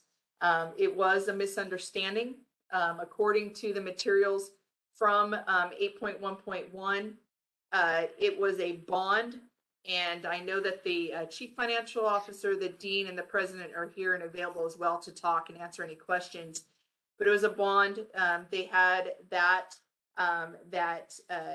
they had planned to pay everything back prior to COVID. When COVID happened, that didn't come to fruition, and they have other options, one including a merger, and the ultimate one that they do not want to pursue would be any closure of the academic institution or the nursing program. There was a class that was to be enrolled to start in their nursing program on Monday of this week. They did not start. Holy Names University has voluntarily planned to halt enrollment, and they will be bringing to the board at the next meeting a teach out plan. Part of that teach out plan is to ask a school that is near to them with the same degree option and the ability to enroll those students in to take that class that was supposed to start Monday and get it into their next enrollment cycle. And so a school will be coming forward in June. According to this, the letter, that would be Samuel Merritt. They're about 2 miles away from that institution, and they would be requesting a one-time enrollment increase for 15 students so that they could take the 15 students from Holy Names. Again, that is one of the reasons why we're agendaizing or trying to get together a board meeting for June so that we can get that in motion, because there are 15 students that plan to start their BSN program at Holy Names on Monday, and they're not able to. So I will open this up just for information only for you guys, no action to be taken by the board, for you guys to ask questions, get any information that you need to from the program representatives that have been elevated here, knowing that for the board to take action to either accept a teach out or to do a one-time enrollment increase for a school to take these students has to happen at another board meeting, because it does have to be agendaized and out to the public, and that is planned to happen next month. Thank you, Lori. So all the panelists who are here to speak for Holy Names are available if you have any questions. If you don't have any questions, today all we're looking for is the acceptance of their progress report. And as E.O. Melby said, that they will be coming forward to the next board meeting in June, hopefully, to talk about their plans more in depth and taking care of their students. This is Dolores. So I'm concerned about the students that were supposed to start last Monday. What is the plan for them? Because June is kind of far away at this point. Right. Well, they're still going to start. They just, well, they're not going to start with Holy Names. I see Lori shaking her head. They're not going to start at Holy Names. As she said, the other school who has been contacted is going to ask for an enrollment increase to bring those students in. So they will have to wait because they really can't do anything without board approval. So that's why we're trying to get a June board meeting together instead of them having to go through the June committee and then the August board meeting, trying to expedite it by getting it into June. And so they will just be delayed in their start. Is that correct, Lori? That is correct. If so, Samuel Merritt University is the university that has agreed to take the 15 students that were supposed to start on Monday. If they are able to bring information through their NEC to the board to show that they have adequate resources to support it, that it's not going to negatively affect the community or their nursing programs in that area, they would be asking for a one-time enrollment increase of 15 to receive the Holy Name University students that had planned to start on Monday. The thing with these students, that 15 that were enrolled to start, they haven't started a program yet. So they can switch schools, they can get financial aid over to that next school, etc. But they did plan their life to start. So the students that are currently enrolled in Holy Names will continue at Holy Names, and they will complete their program in the fall. They also have a nurse practitioner program that is board approved at Holy Names, and that program does not seem to have any negative effect and is actually asking for an increased enrollment for the nurse practitioners, and they will probably be asking for that at an upcoming board meeting as well. But the students who had arranged their life with the expectation to start school Monday have had to pause because they were not able to enroll a class in Monday. They felt that it would not be appropriate right now to start that class. And so if Samuel Merritt is approved at a subsequent board meeting for a one-time enrollment increase of 15 to accept the Holy Name University students, Samuel Merritt has a class starting in the fall, and they would enroll directly into that fall cohort. It would be about a 3-month delay to these students, which is a huge impact, but that if we're able to get this through and get a board meeting in June and get everything approved, that's a really quick turnaround time for something to occur like this to be able to get rectified so quickly. So Lori, that would be at the board meeting in June, that would be a one-time enrollment increase for Samuel Merritt. It would. Contingent That upon would them taking. Is not a permanent increase. So it would just be and the board could vote to make at that point a one-time Holy Names University student enrollment to Samuel Merritt, et cetera. And the reason that, again, these items have to come to the board is, and that this became such an issue, is the nursing program director identified an issue and said, hey, I don't feel comfortable enrolling students into a program that's not financially stable, that I'm not sure they'll be able to enroll in and complete. And that's one of the reasons why we look at resources. Whenever we look at enrollment increases, whenever we look at new programs starting up, is do they have the ability to sustain a program? Because you don't want a student to enroll and then not be able to complete. And so this was really outstanding on the school themselves to identify that they are going to do a pause, that they are going to kind of work out their finances, and then they do plan to start enrollments again, which again is why you wouldn't want to do a permanent enrollment increase. You would do a one-time, because then if you were to do a permanent enrollment increase and Holy Names University works this out and starts to enroll students again, then you may have to look at the impact of what that would be for clinicals and faculty resources in that area. So great questions, and really just commendable that Holy Names has identified this, let the board know in advance of anything happening. They're working on a teach-out plan. They've reached out voluntarily to other programs in the area to see if they can take their students. And it looks like they've got a firm plan moving forward on how to support their students that are still in the program that will be completing at the end of this year, that how they'll support their nurse practitioner program and Samuel Merritt picking up. I have some questions. I'm Yes. assuming these 15 students, they've already paid a significant amount of money to Holy Names. How's that going to be taken care of? So they have not sat in class yet. So they haven't established any kind of attendance because that would have happened Monday. Holy Names will work with Samuel Merritt on transferring, if that needs to be, transferring any financial aid over to Samuel Merritt and working through nothing more out of pocket for these students. They're not currently enrolled and sitting in class at Holy Names.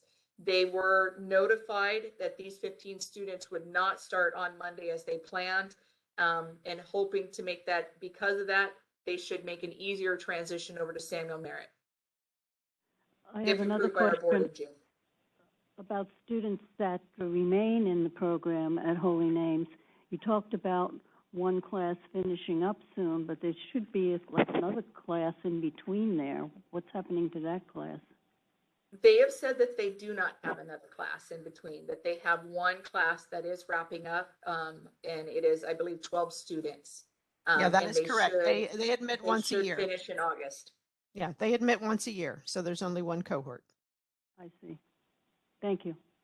Tricia Nguyen also has a question. Yeah, thank you. I think this is either to Mary Ann or to Lori. Have we seen a situation like this before? And is this it's a really creative solution, so I applaud you, but is this kind of a model that we have seen before? We have seen this before in several different instances. When schools start to realize that they don't have resources, they can choose to voluntarily pause or close a program. The last board meeting, I believe, had a school closure because they weren't able to get faculty to teach that out. So they closed, and they're not offering that program, and they don't have the resources to continue that. Last year during COVID, we had another school, Western Governors University, that came forward. They couldn't find clinical sites.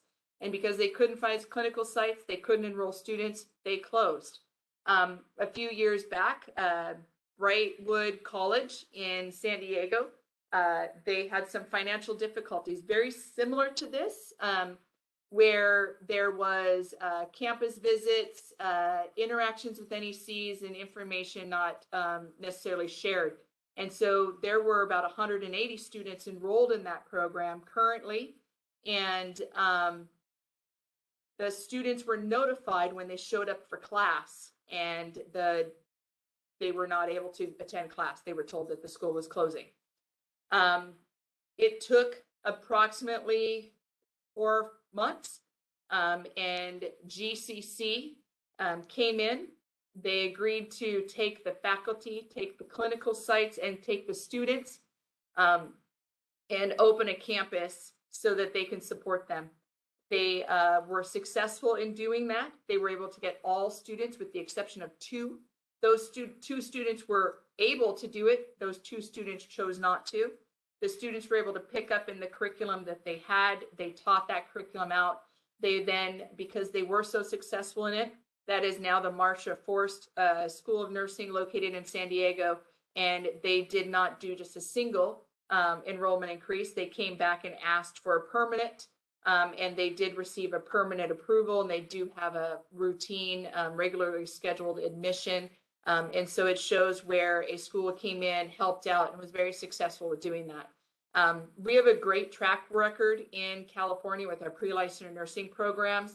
When a school is in any kind of crisis, everybody pulls together. Our deans and directors are amazing. The schools have a very tight network, and they reach out and they typically receive assistance.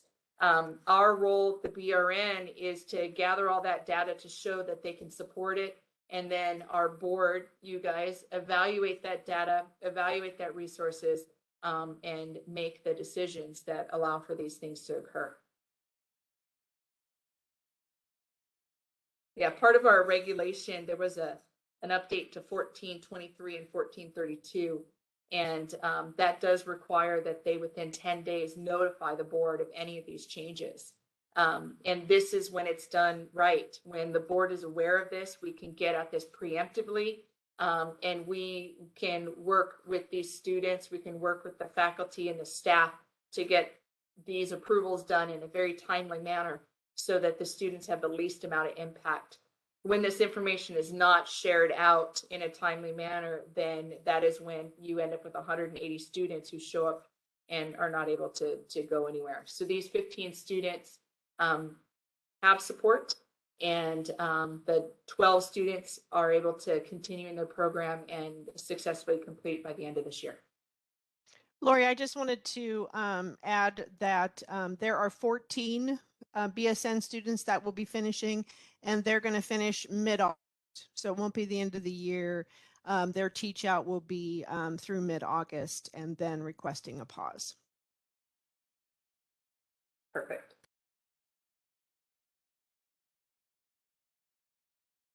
Thank you. Mary Ann, would you lead us to 8.1.2? I have one more question before we move on for Holy. Sure, and I also want to make sure we take a vote to accept and do public comment to accept their progress report. Go ahead, Dolores. So I'm reading this letter from Mr. Mike Groner. Mm-hmm. The president of Holy Names. Mm-hmm. So it appears right off to me that Dr. Pam Stanley advised us before the school advised us that they were in a financial crisis and facing potential closure. And that's what Lori was talking about, how the program directors and the assistant directors and the faculty are responsible to let us know about any issues that may be on the horizon in 10 days. Okay, well, there's a paragraph in this letter that says Dr. Stanley is not entitled to draw her own conclusions about information made available to the university's faculty and staff without seeking verification from me or HNU's CFO VP for Finance and Administration prior to reporting her conclusions about HNU's financial condition to you as a BRN NAC. That paragraph there, is this the normal order?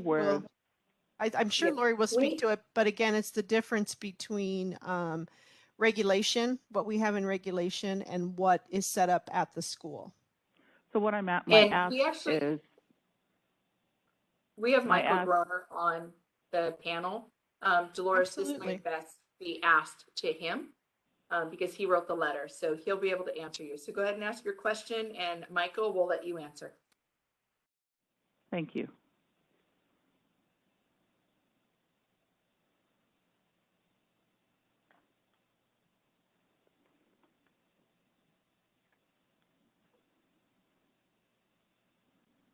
And Dolores, I'm not sure, I was not able to hear a question from you. I know that we had some technical difficulties where we were overlapping. Is normally, would the program director notify us or the actual school, the president?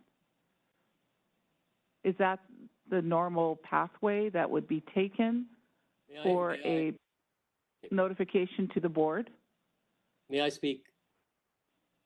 This is Mike Rainer. Yeah, go ahead. I am the president of Holy Names University. My understanding is that the BRN regulations require the program director to notify anytime they are aware of any severe financial difficulties or whatever that might impact the ability of the institution either to begin a program or to carry it to its fruition. What is meant by that last paragraph and that statement is that, yes, I accept the fact that the program director's responsibility is to report to the BRN. However, I think that I believe that it would be also the program director's responsibility to at least verify what she heard, because it's very far off from what the actual facts are. And the school is not in financial crisis. The school is not in imminent danger of closure. The school has had financial challenges like every other school, particularly exacerbated by the COVID pandemic. And we are in a very orderly process of examining options available to the institution. And we are committed to transparency with our community, and we have reported this out over the last 4.5 years. We've reported out how we are addressing our financial challenges. And so I think that for someone to attend a meeting or two and take things out of context, draw conclusions, and report incorrect information to the board, I think that was what we were concerned about. And we wanted this opportunity to set the record straight. This is public information. We want the correct public information to be out there. Thank you. Dolores, did you have more questions? No, that's it. Thank you. Thank you. Mary Ann, would we motion now to accept? Yes, if there's no more comments, yes, absolutely. And then you would go to public comment. Any other board members have any other questions? I motion to accept Holy Names University Progress proposal. report? Progress report, thank you. And would any other board member second that? I'll second that. That was Patricia Nguyen. BRN moderator, would you take us to public comment, please? We will be opening for public comment now. I will be activating the question and answer feature. Please refer to the screen share for members of the public to see how they should type in their request for comment. I've activated the question and answer feature. Members of the public can indicate they would like to make a comment by typing into the question box, "I would like to make a comment." Please remember, you will have 2 minutes to make your comments. I will not give you a reminder as your time approaches. I do not want to interrupt you nor cause you to lose your train of thought. I will mute your microphone and inform you that your time has expired, and we'll move on to the next member of the public. I'll pause for a moment for members of the public to type in, "I would like to make a comment."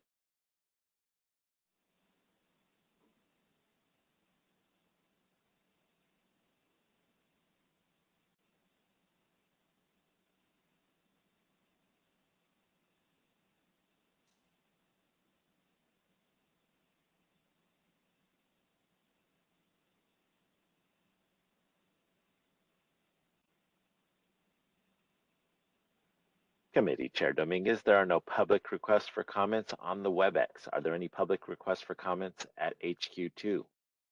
None here. Thank you. Are there any public requests for comments in San Diego?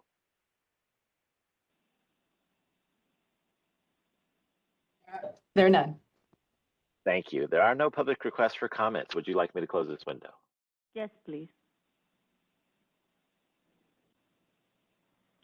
We'll take it to a vote. I, Jovita Dominguez. Hang on 1 minute. Sorry. That's okay. So our options are to accept the report or not accept the report. Am I understanding this? That is correct. It's just a progress report, and then they're coming back to the next board meeting with a plan. Okay, thank you. We'll take it to a vote. Quick, this is Reza.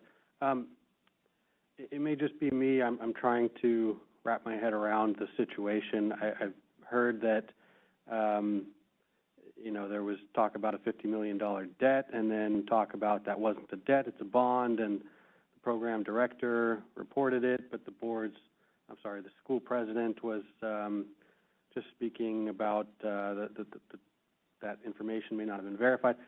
Maybe Lori or Mary Ann, can you just, on kind of a fundamental level, explain what is the situation that's going on?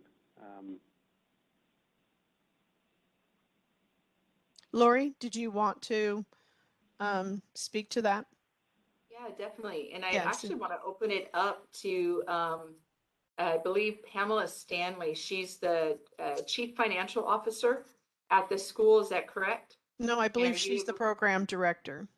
She's the program. I'm so sorry, the program director. I know that But we do Janine have- Hawk, sorry. Yeah, we do have Janine everybody. Hawk is on. Janine, can you speak to the financial status of your university, please? Yes, can you hear me? Thank We you. can. Yes, so thank you for following up for that question, because I was a little concerned about accepting a report that contained incorrect financial information.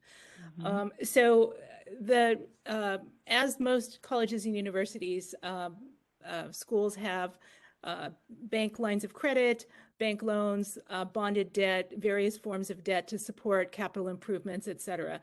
Holy Names is no exception to that rule. And they have had bank lines of credit in the past, and in 2019 converted those lines of credit to bonded debt. This is not new. This happened back in 2019. And the purpose was to make improvements on student housing and other improvements to the college campus, as well as to generate some operating funds. So the representation that there is some new debt is not correct. The bonded debt is not in default, not even close to default. All payments, interest payments have been made as required by the bondholder. So again, there is no financial crisis related to debt. It is not new debt. And we just took a budget for the full year of 22-23 to our board of directors Tuesday evening, and at which they approved a full budget without any questions, actually. So other than around the BSM program and the implications. So I just want to be clear about that, and clear that the pause is not related to the financial condition of the university. The pause is related to staffing issues as a result of what's happening here. So there is no financial crisis at the institution, and I think it's important that the record reflect that. So the $50 million bond is essentially a consolidation of debt that already existed. Is that right? Yes, with some addition, but again, for capital improvements, which is in the normal course of educational financing, that when you want to make capital improvements, you seek bonded debt. At every institution I've been CFO at, we've done that. It's pretty much in the normal course of funding these types of improvements. And the staffing issues that have led to the pause in enrollment, that's the first that I've kind of heard it tied to staffing issues.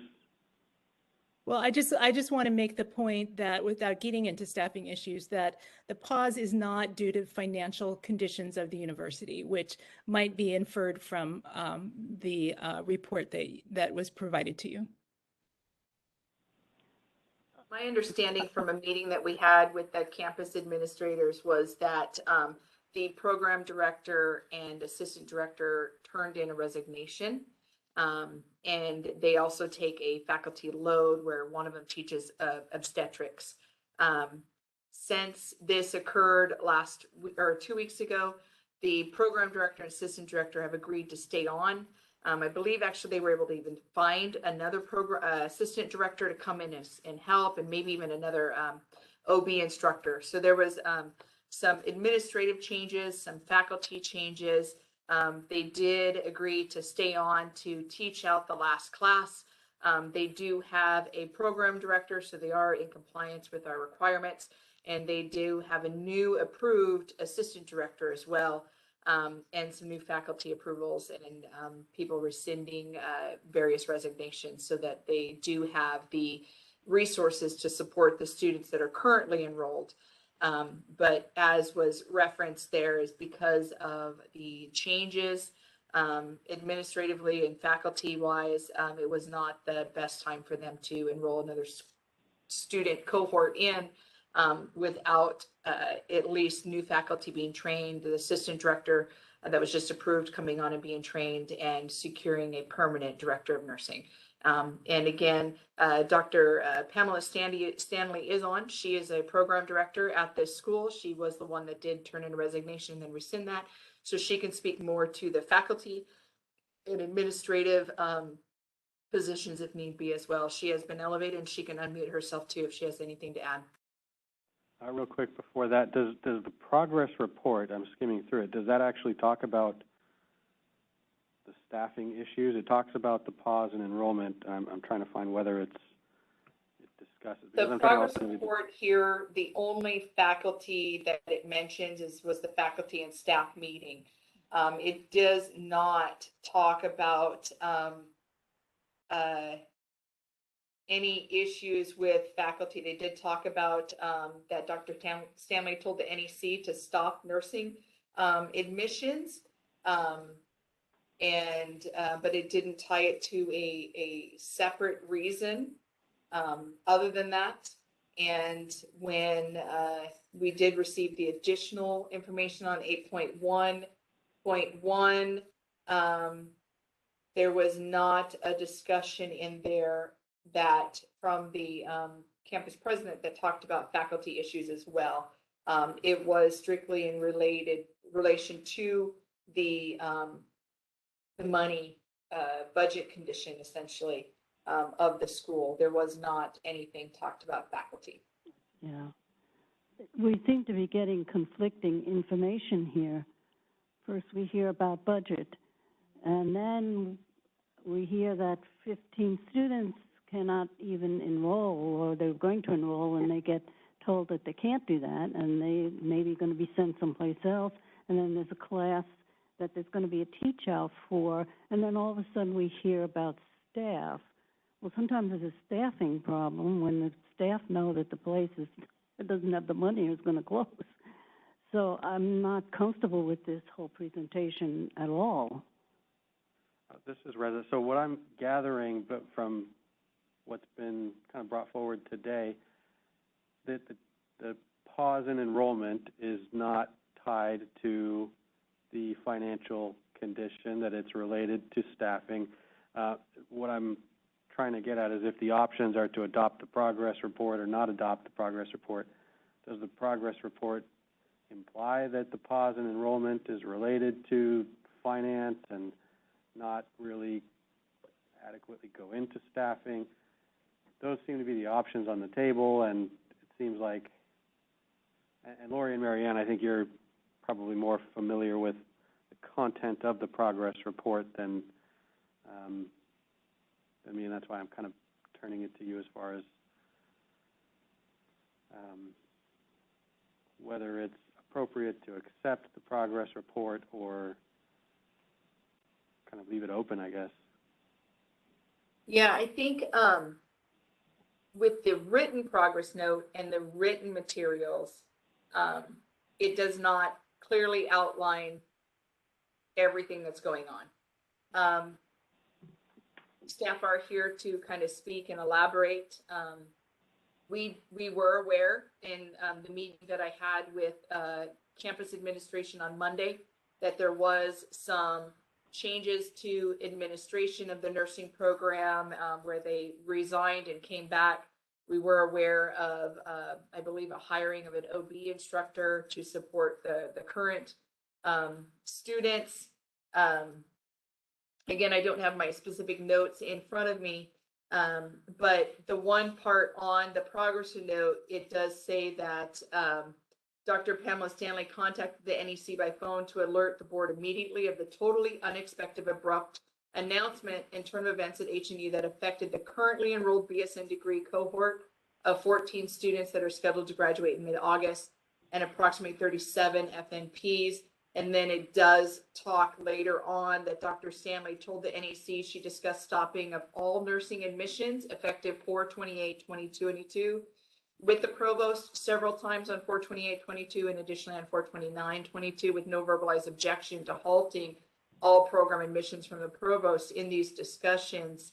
And so it talks about that, but nothing on the written report goes into faculty, and nothing on the written report from HNU goes to faculty. So the only mention of faculty was through discussion here at the board meeting where they shared that. And so it might behoove the board to hear from Dr. Pamela Stanley right now so she can kind of talk about that and see if there is faculty issues, if there is administrative issues, if that is what her understanding is of tying it to this, or if it is budget related. I think we probably just need more information. Thank you, Lori. So I would like to hear from Dr. Stanley, because the second paragraph in this report, apparently there was a Zoom meeting hosted by the president on 4/28/22 for HNU faculty and staff.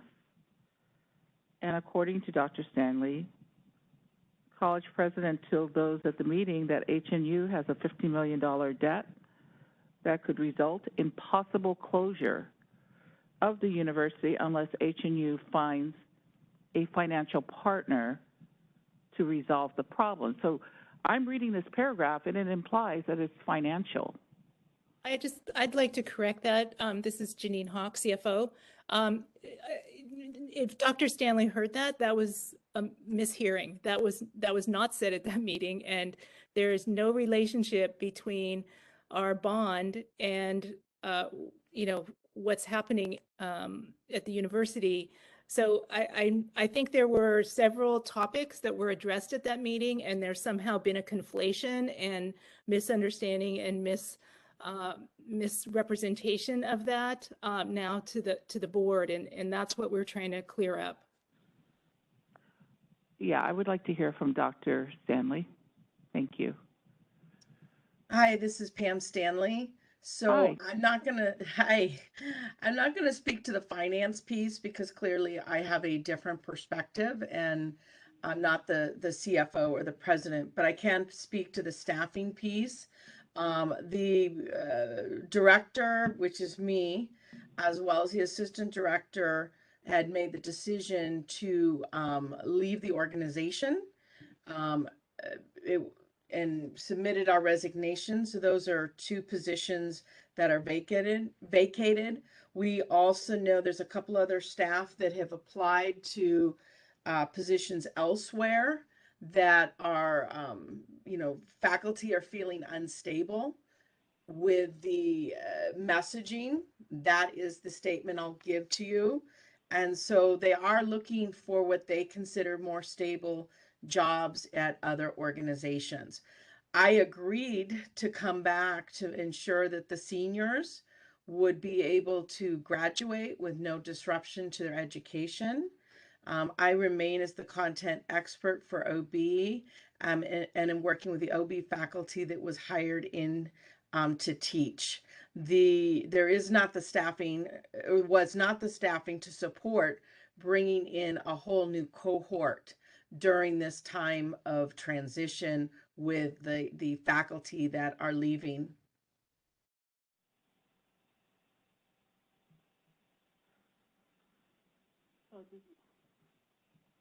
So Dr. Stanley, at this time, you see problems with staffing? With the current cohort and them completing on time, absolutely not. There's all the support for these 14 students to graduate. Clinical sites are in place. All instructors are there, and we're committed to them getting out there and passing with high. We've had high 190% scores on passing the NCLEX. We expect the same from this group. So we see no disruption to the students that are continuing that will graduate in August.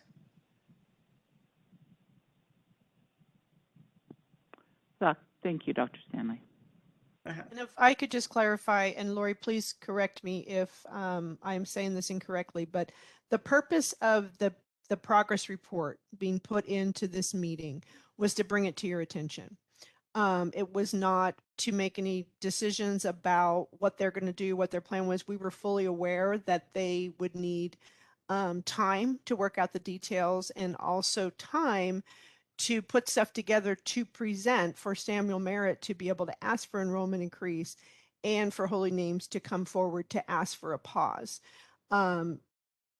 So this was just to mostly bring it to the board's attention because as Lori spoke about earlier, we have had this happen in the past and we have not always known in advance. Like she spoke about the program where the students showed up for class and the doors were locked, chained closed, and they just said, you know, it's closed. So this was very positive for Holy Names to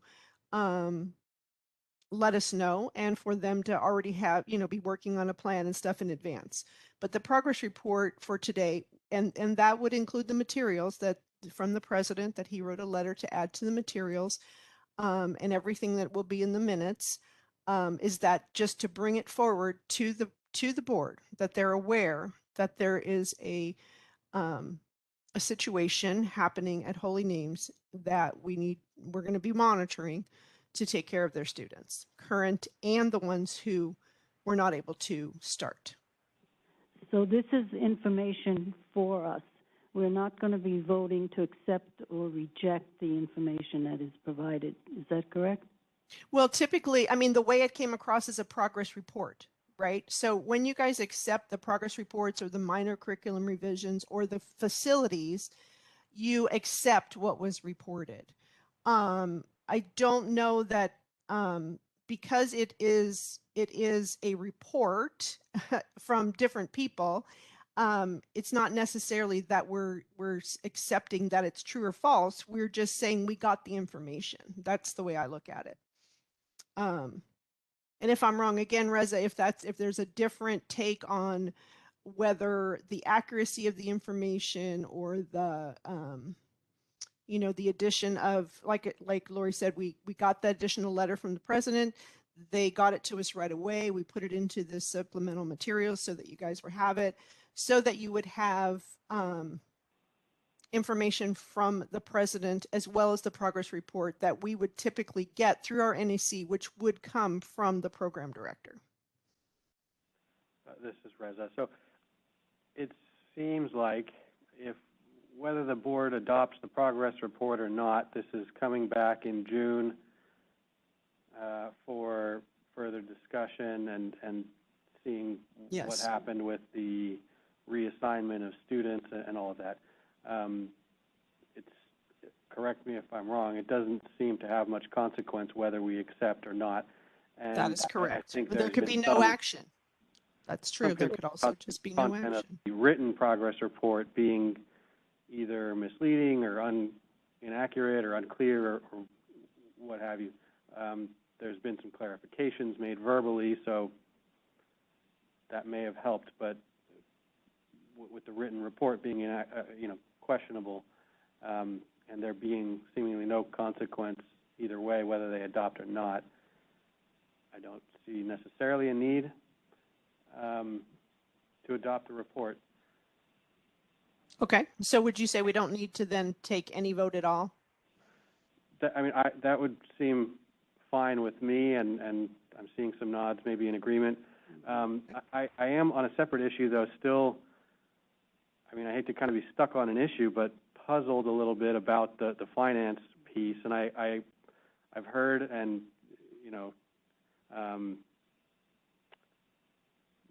willing to, just let it be that the enrollment issue is related to staffing and not finance.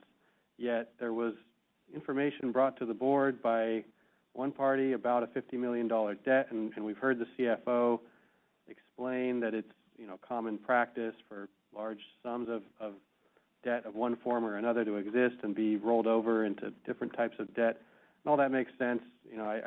Finance is, of course, a pretty complicated subject. We're only getting a sliver of what the actual situation is.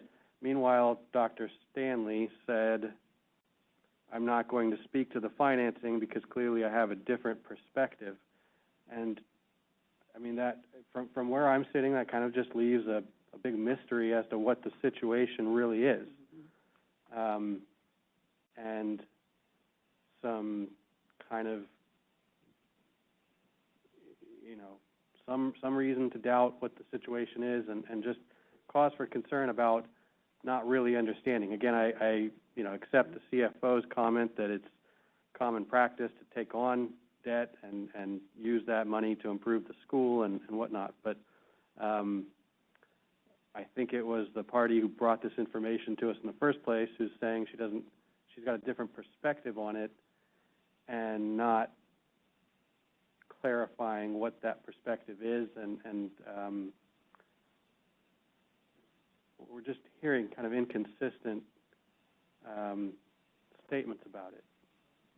I think a couple additional information that might be helpful. It doesn't clarify what's going on, but when the chief financial officer said that this happened years ago, that probably is when it should have been brought to the board. That's probably when the $50,000 debt was there and it needed to be consolidated. That was probably when it should have been reported out to the board that, hey, this is what's happening and we're working with it and this is our plan forward. That did not occur. If it did occur, it did not get brought to the board's attention. And so it did not, it was not addressed until now. So I can see a room for improvement right there, where when this consolidation and bond, et cetera, was taken, that's probably when it should have been reported to the board, and that by the CFO's discussion was a few years back, as it's not new debt, but we should have known about it when it was new debt. So that was one thing.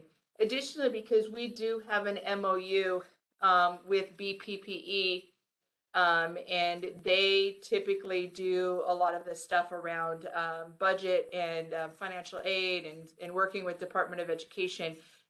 When this information was received, we did let BPPE know. They are aware of this, and they did share this information with the Department of Education. So the lines of communication, now that the information is here, has been followed through from our standpoint. They will be looking into that. They will reach back out to me, the Department of Education, as well as BPPE, if they need additional information. They have not reached back out to me yet, so there has not been any additional information requested. But this happens commonly when campus administration and nursing program administration don't necessarily align. And so it is imperative at the academic institution to have policies that state, what their expectations are of each other. Many times on school visits or interacting with program directors, the NECs are asked repeatedly to speak with their dean, to speak with their campus president, to speak with the CFO or anybody about the rules and regulations within the board and the requirements of nursing programs, because they are different than other schools that they run or have influence on. And program directors commonly bring concern to us, saying that we have a new dean and they don't know what is required of a program director, or we have a new campus president and we don't have their support because they don't know what's required of a nursing program. And so these are really key to where just increased communication needs to have. There needs to be some policies and procedures for communication.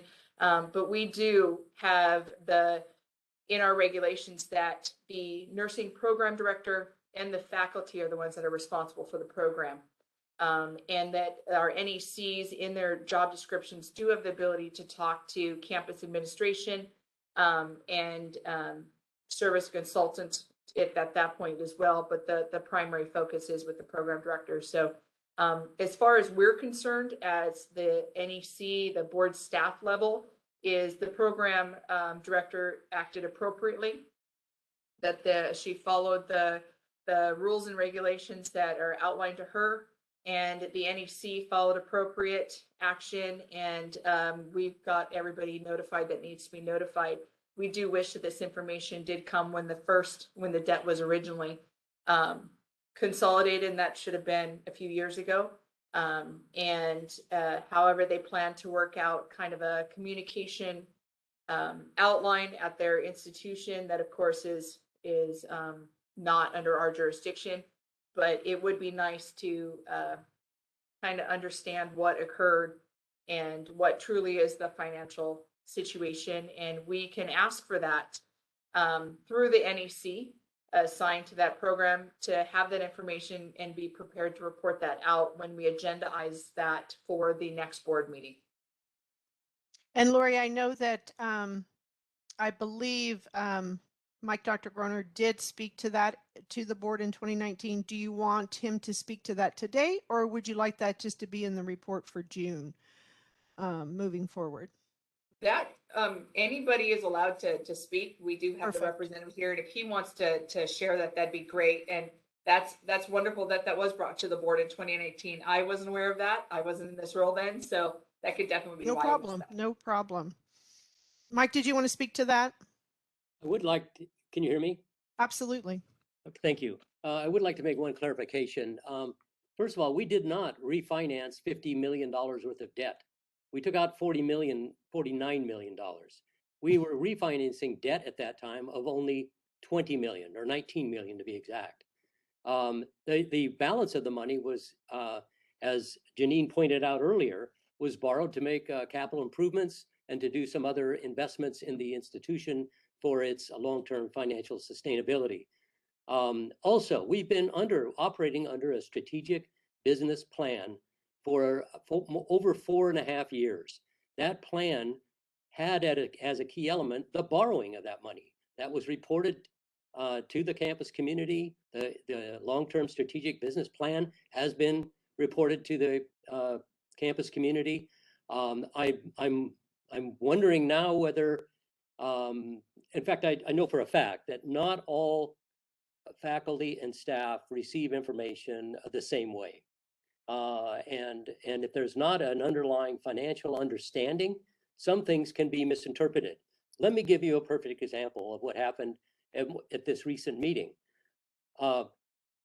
The campus community was advised 6 months ago that the Board of Trustees had come to a conclusion that what the institution would need is to seek a partner that we could collaborate with and that would improve for both institutions their own prospects for long-term sustainability.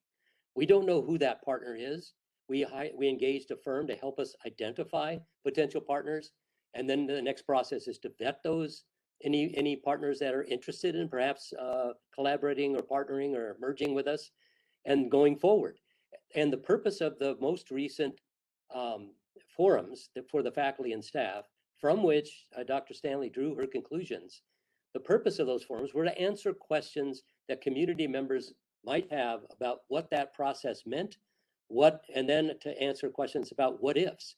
Well, a what if for any institution is a potential closing of that institution. And so when a question came up about that, it was reported that yes, we are working and have worked and are reevaluating our contingency plan in the event the institution would need to close.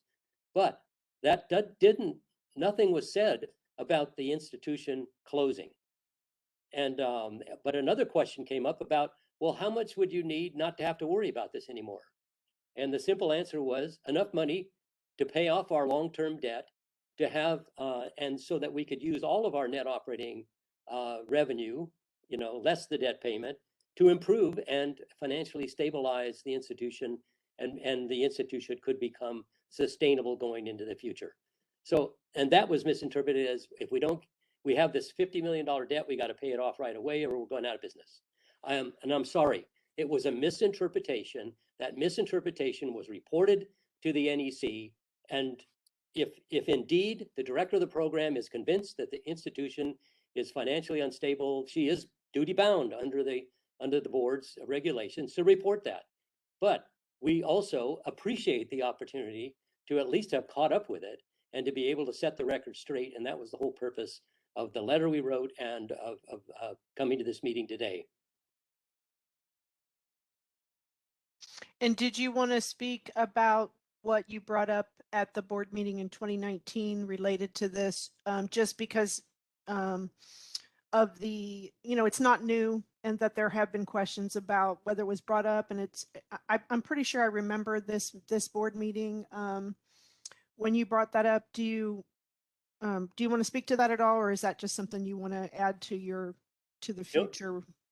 Thank you. That'd be great. I think the only board meeting that I recall, it was a progress report on this very program that is the focus today, which is our general Bachelor of Science in Nursing program. And that we had made great progress at that point. We had students coming in, students were doing well. I remember talking about that, but then there was another question about the overall financial stability of the institution.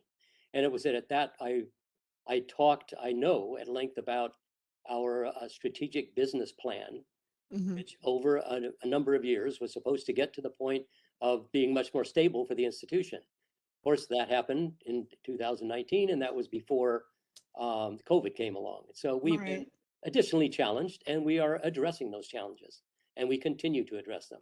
So that's the institution. Is the institution, in financial crisis? No. Is the institution continue to be financially challenged? Yes. But we are doing our best to evaluate plans and implement procedures, processes, and other opportunities for improving our plan all along. Okay, and I think part of the issue with the staffing is also exacerbated by the fact that there is a huge, I understand, there's a huge nursing faculty shortage, not just for us, but in this area, but across the country. And that so that when it became clear that we weren't going to have the appropriate staffing for this, yes, we have to make a decision to pause. But all of this came at a very quick pace within the last few weeks, and that's so if our response and our filling out of the progress report wasn't complete, we certainly will take the opportunity to make sure that that doesn't happen, at least from our end, at the next opportunity, which is next month. Yeah, thank you so much. Thank you. Jovita or the board, is there any other questions or clarifications? Reza, anything else?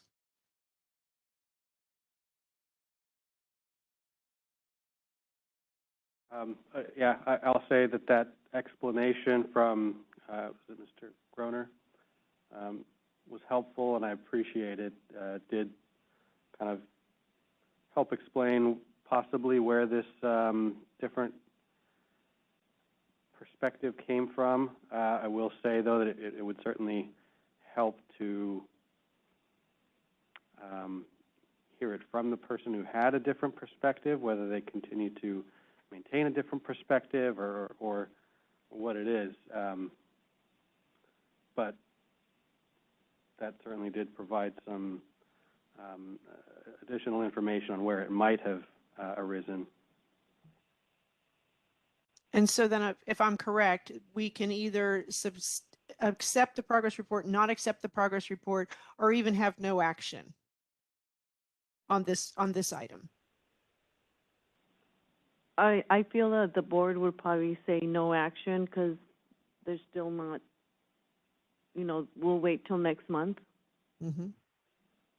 So then, Jovita, do you want to make a motion to have no action on this agenda item? Yeah. I move to have no action on the holy names. Holy name. Would anybody second that? I'll second it, Woods. Okay, thank you. So we'll go to a vote. Do we have to go to public comment? Yes, we do. BRN moderator, would you take us to public comment? We will be opening for public comment now. I will be activating the question and answer feature. Please refer to the screen share for members of the public to see how they should type in their request for a comment.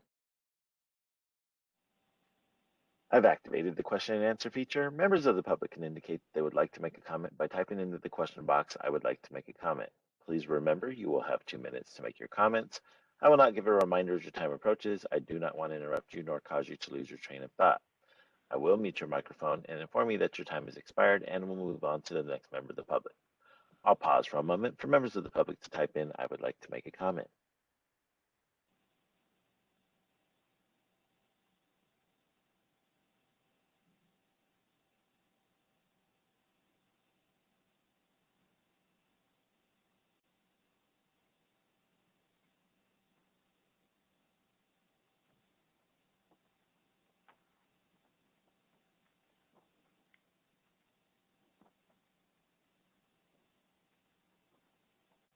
Committee Chair Dominguez, there are no public requests for comment on the WebEx. Are there any public requests for comment at HQ2?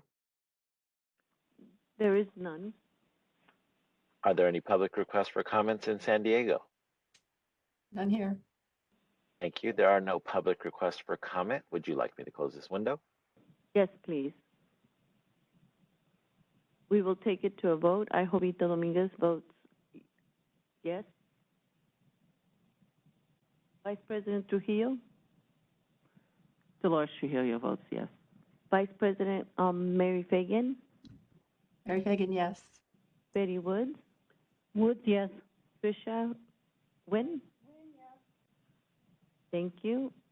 Marianne, would you take us to 8.1.2? Okay. 8.1.2 is discussion and possible action regarding board approval of Education and Licensing Committee recommendations to grant. And there's two sections under here. The first section that they approved to grant is continuing approval of pre-licensure nursing programs, and those are listed on your agenda. And the approval of pre-licensure nursing program unit adjustment or other changes, which is a substantive change, but no enrollment increase.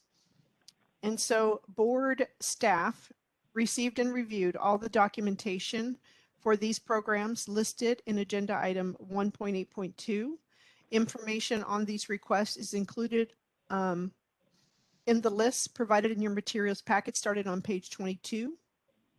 These programs have met all board rules and regulations related to the request and are consent agenda items.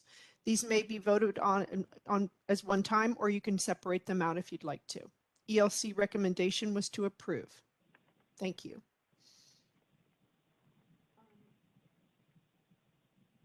I would like to make a motion to accept the recommendation to grant continuing approval of pre-licensure nursing programs and approval of a pre-licensure nursing program unit adjustments, substantive change, and no enrollment increase. Do I have a second? Wynn seconds. Thank you.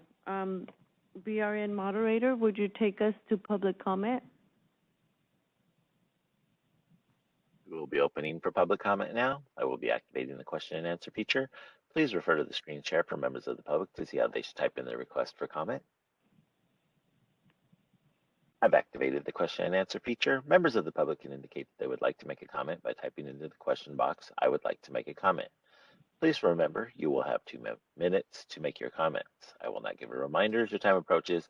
I do not want to interrupt you nor cause you to lose your train of thought. I will mute your microphone and inform you that your time has expired, and we'll move on to the next member of the public. I'll pause for a moment for members of the public to type in, "I would like to make a comment."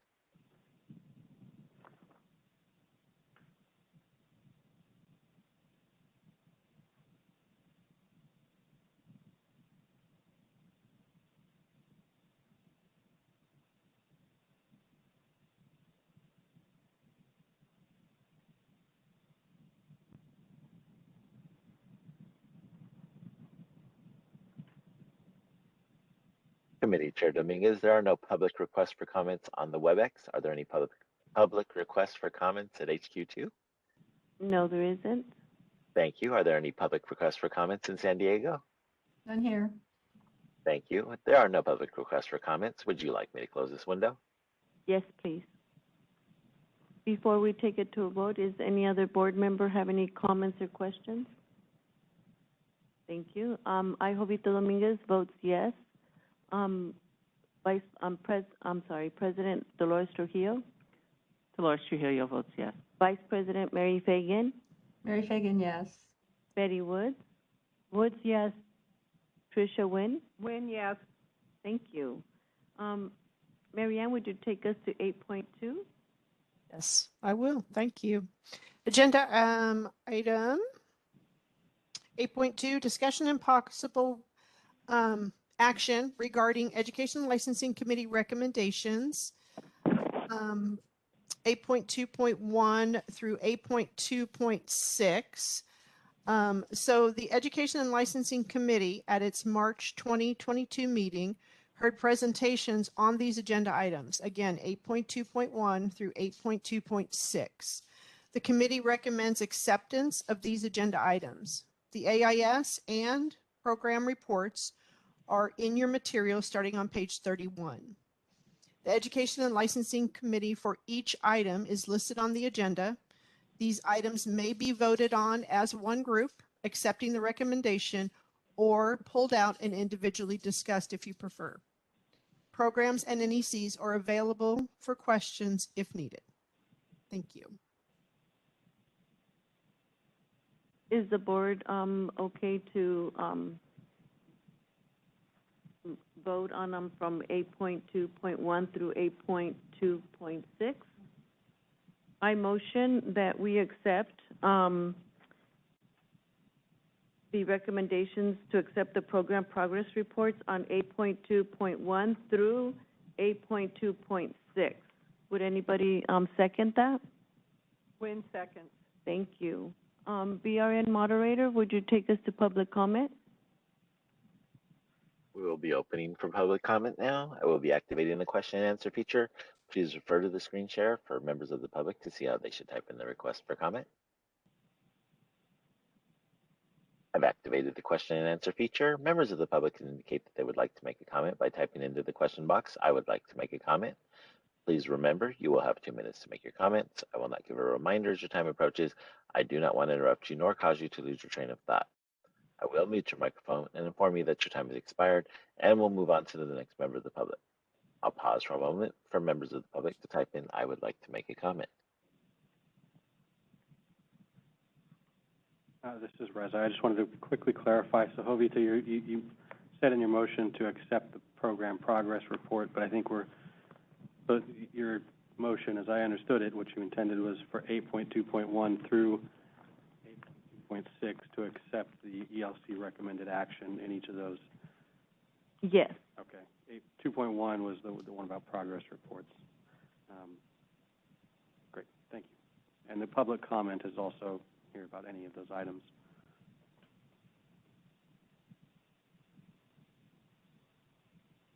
Committee Chair Dominguez, there are no public requests for comments on the WebEx. Are there any public requests for comments in HQ2?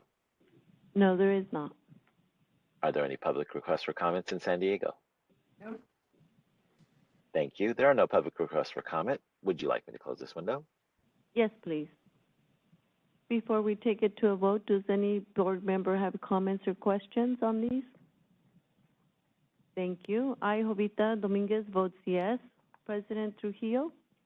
Dolores Trujillo votes yes. Vice President Mary Fagan? Mary Fagan, yes. Betty Woods? Woods, yes.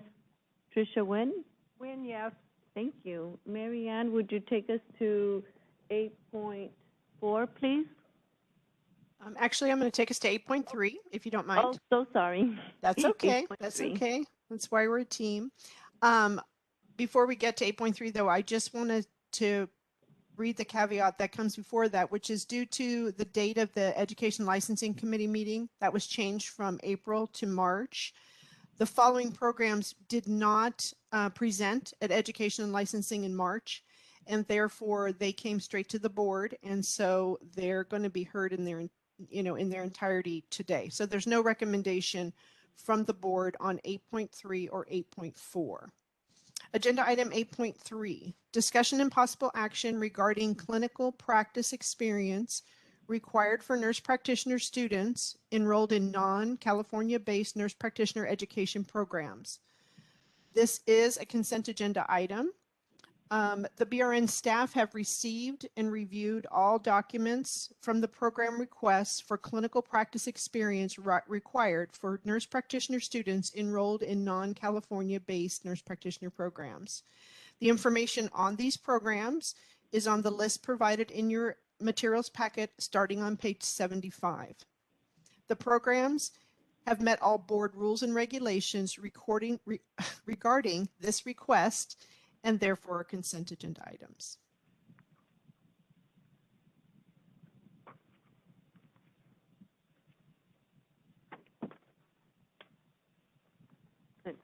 Hold, please.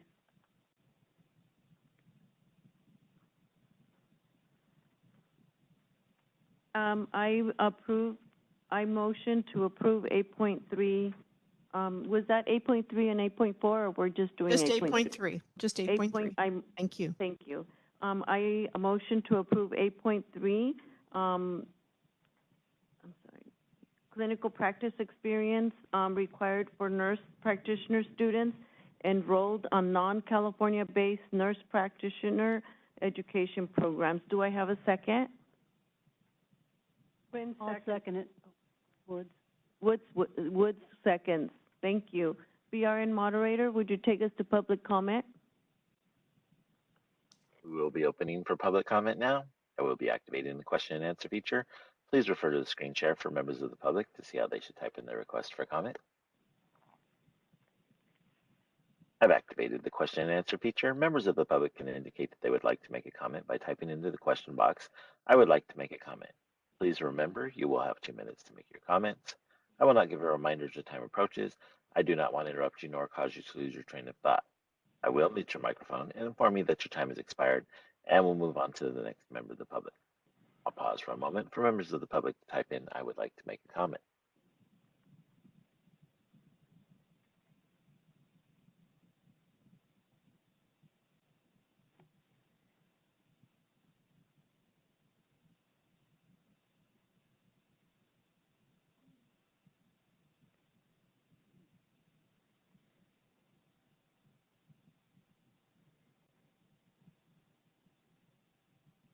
Committee Chair Dominguez, there are no public requests for comments on the WebEx. Are there any public requests for comments in HQ2?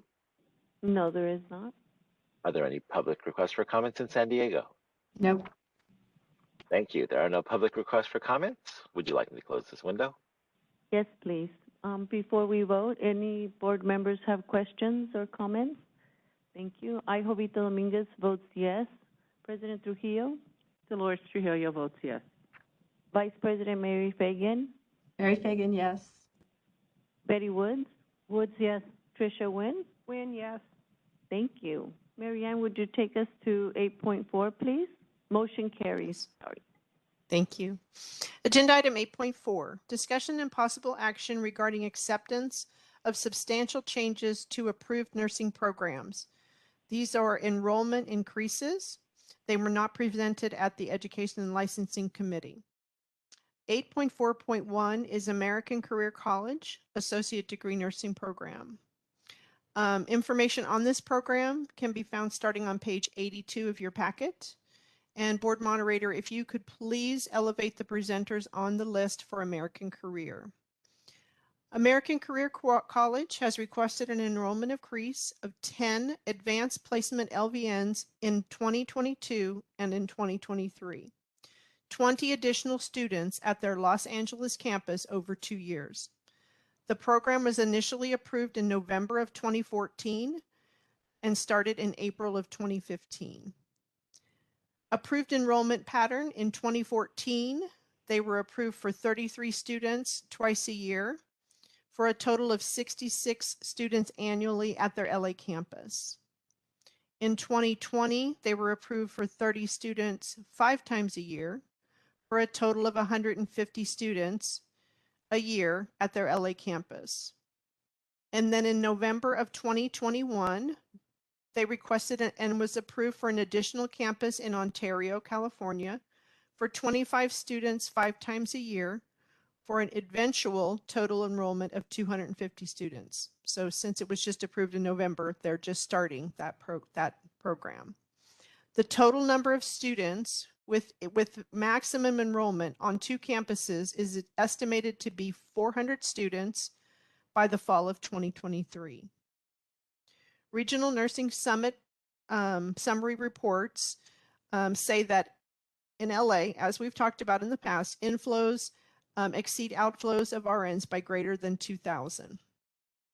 The program's data does vary from data reviewed by the BRN. It does not show the same workforce need. The NEC and the program representatives are available for questions.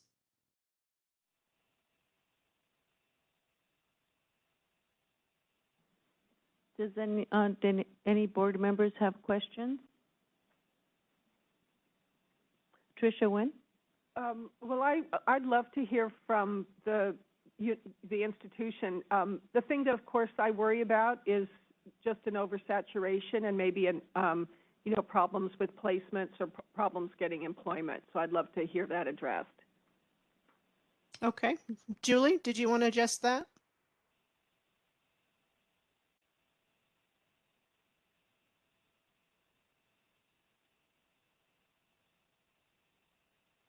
All right. Good afternoon. This is Julie France.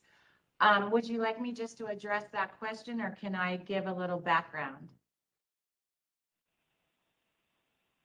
Why don't you just address the question for now? Thanks, Julie. Oh, okay, sure. So the increase that we're talking about of the 10 students in 2022 and 2023, they come to us in partnership with Ultimed, and they are current employees of Ultimed as LVNs and are being sponsored through grants to advance their career to the RN with an ADN degree. So they will have employment in place with Ultimed upon completion of our program.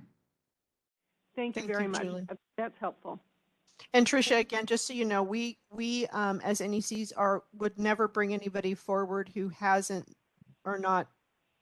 They have to meet regulation to come forward, so they have to prove that they are they're able to do this, or we would let you know. Thanks very much, Marianne. Not a problem.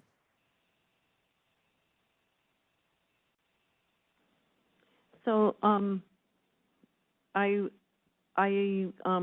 motion to approve the substantial change on 8.4.1 for temporary enrollment of 10 advanced placement LVNs in 2022 and 2023. 20 additional students total at the Los Angeles campus over 2 years. Do I have a second? I'll second. It's Mary Fagan. Thank you, Mary Fagan. BRN moderator, would you take us to public comment? We will be opening for public comment now. I will be activating the question and answer feature. Please refer to the screen share for members of the public to see how they should type in their request for comment. I've activated the question and answer feature. Members of the public can indicate that they would like to make a comment by typing into the question box, "I would like to make a comment." Please remember, you will have 2 minutes to make your comments. I will not give a reminder as your time approaches. I do not want to interrupt you nor cause you to lose your train of thought. I will mute your microphone and inform you that your time has expired, and we'll move on to the next member of the public. I'll pause for a moment for members of the public to type in, "I would like to make a comment." Floor would like to make a comment. 1 second, please.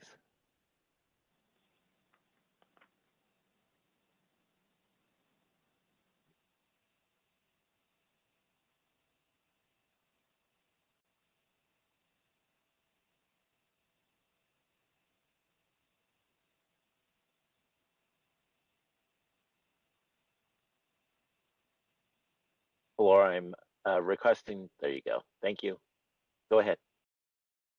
Hello, BRN members. My name is Flor, and I ask you to support this request for a one-time temporary increase in ACC enrollments. I'm currently an LVN at Altamed, where I work primarily with Spanish-speaking homeless population. I love my job, and I am passionate about serving underserved communities, but my ultimate goal is to become an RN, so I can do even more as a community leader. My mother and I immigrated here when I was 12 from El Salvador. I was the first to speak English fluently in my home and to graduate from high school. Unfortunately, like so many other dreamers, at the time I was unable to accept admission to Mount St. Mary's due to my status. Instead, I took a different path and became a mother and a baker. However, in my heart, I knew I needed to make a change. With the encouragement of friends and colleagues, I became an LVN. This is my true calling. I love that being a nurse is also being an advocate for my patients, not just their health, but their spirit as well. Please support this application so I can reach my potential as an RN.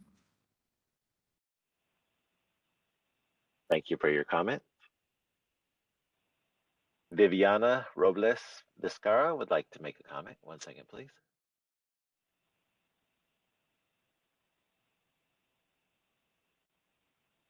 Go ahead. Hello, BRN members. My name is Viviana Robles Vizcarra, and I respectfully request you to support this request for a one-time temporary increase in ACC enrollments. I have been an LVN for 5 years and work at Altamed, but my dream is to become an RN. My call to nursing came from my experience of caring for my grandfather during his illness with cancer. I had been proudly attending Cal State University as a first-generation college student, but I realized that the wait list and competition to get into the nursing program was extensive and lengthy. I took a semester off to consider my educational opportunities and decided to then achieve my LVN degree while I worked towards my ADN. Beyond my LVN, I continued with school and took prerequisites at my local community colleges. My goal as an RN is to work in emergency medicine. As a granddaughter of immigrants and living in a multi-generation bilingual family, I know that my cultural background can provide a higher level of care for patients. At Altamed, 90% of our patients speak Spanish, so my ability to connect with my patients and their families can be very helpful to families during difficult times. Thank you so much for this opportunity to share my support of this application. Thank you for your comment. Committee Chair Dominguez, there are no other public requests for comments on the WebEx. Are there any public requests for comments at HQ2? There is not. Thank you. Are there any public requests for comments in San Diego? No. Thank you. There are no other public requests for comments. Would you like me to close this window? Yes, please. Before we take it to a vote, any board members have comments or questions? Okay. I, Jovita Dominguez, votes yes. President Trujillo? Dolores Trujillo votes yes. Vice President Mary Fagan? Mary Fagan, yes. Betty Woods? Woods, yes. Tricia Nguyen? Nguyen, yes. Motion carries. Marianne, can we take it to 8.4.2, please? Yes, thank you very much. Discussion and possible action regarding acceptance of a substantive change to an approved program and enrollment increase. Again, this was not presented at the Education and Licensing Committee. Information can be found starting on page 90 of your packet. And board moderator, would you please elevate the presenters on the list for Angeles College? Angeles College has requested an enrollment increase. Their current approved enrollment pattern is 30 students 2 times a year for 60 students annually. They are requesting an enrollment increase to 30 students 4 times a year, so double, for an annual enrollment of 120 students. Projected new graduate growth is much higher than needed. Competition for clinical space and the need to encourage students to move elsewhere is in one of the health impact reports that I have cited in my AIS. The program's data does vary from our data. It doesn't show the same workforce need. I am the NEC, and the program is also available to make comments. Or take questions, I guess I should say. Marianne, this is Marianne. Appreciate the document that you provided in the materials from the health impact study. I just was looking at it, and it's from 2018. I know this is one of our big challenges, is how do we, get accurate data on what the real need is. Is there anything else that's more current than data from 2018? Not that we can use as BRN data. I mean, I just feel like there's been so much that's changed. Maybe not with clinical impaction, but certainly with need for nurses. That makes it really hard to make informed decisions. I would love to hear from the program. Sure. Real quick, Mary, before the program sets up, this is Lori, the executive officer. We have heard from UCSF that they had some complications or some difficulty with the data, and that they are formatting it and getting it ready for us to publish on our website. So we are hoping that we get that very soon. Good afternoon, board members. This is Dr. Sasha Rang from Angeles College, the Dean of Nursing. And with regards to the idea of any support with regards to the changes in information of need for the workforce, if we will look at my report, this is dated now 2021, and this is more likely impacted by the occurrence of COVID-19. And of course, with the COVID-19 occurring, there are more situations such as registered nurses are getting out of their current work, and projected shortage, as well as nurses who are actually going to retire. So it was stated in this particular, the current report from the University of California, San Francisco Health Workforce Research Center on long-term care estimates a shortage of 40,567 full-time registered nurses that is projected to persist until 2026. And also, to give more idea on that, one of our partners are requesting us not to send them 37 LVN graduate from our program because they do not have a existing workforce or manpower. And another group of hospitals, of course I cannot mention their name, has to go overseas to hire RNs. And this is one thing that we are looking really in the US to grow our own RNs so that it will have a long-term impact into our workforce. So with this one, I do still believe, as one of the working nurses out there, that there is really an existing shortage. It depends on the situation. And if you look at our graduates or our enrollment are pretty much coming from the vulnerable population. But they wanted to help, just like what the other school presented.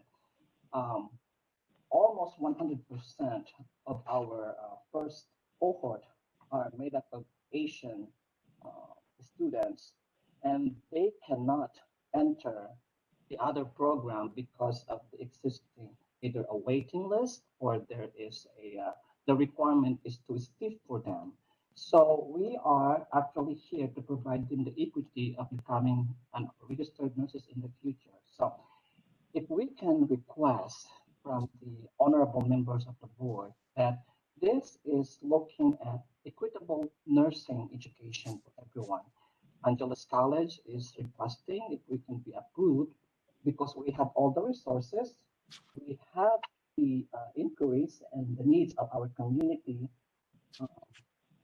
The reason why we are coming forward to request for this increase. This will be a one-time increase, and we know for a fact that we can provide quality education for our future students. We have, I submitted the ADPP 11 to our NEC, and at looking at the projected number of facilities we have appropriate number of facilities that actually could guarantee the placement of our future students at 120 per year. We also have the capacity to instruct them because we have a good number of faculty. To be honest with you, they are already with us because they are teaching in the RN to the BSN program at Angeles College, and they are qualified to teach in the pre-licensure nursing program. So we are also in contract at this point. Before I submitted the information, we got the contract for one of the mental health facility, which is the Meadowbrooks, as well as we are working with East LA Doctors Hospital and Gardena Memorial Center of Gardena. And these are big facilities that actually could support future nurses, and they themselves are needing nurses at this point. Thank you very much.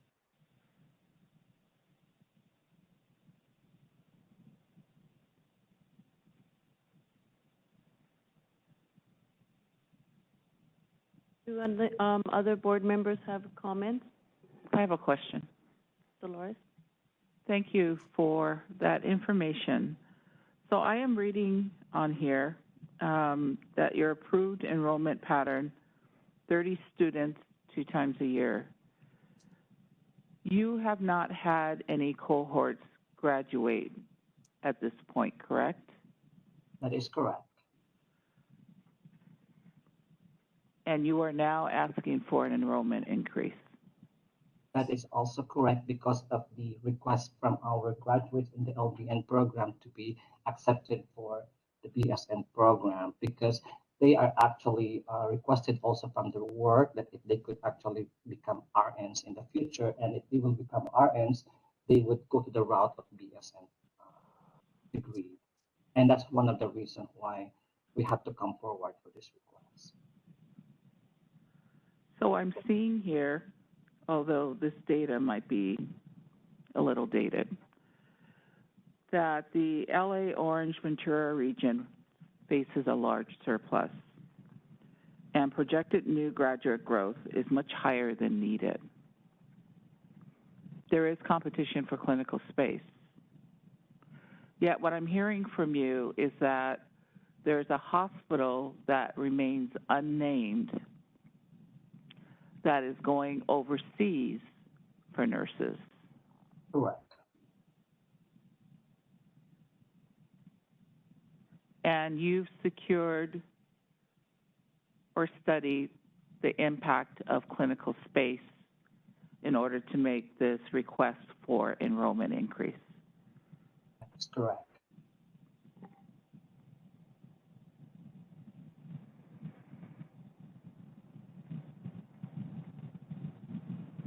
I have no other questions.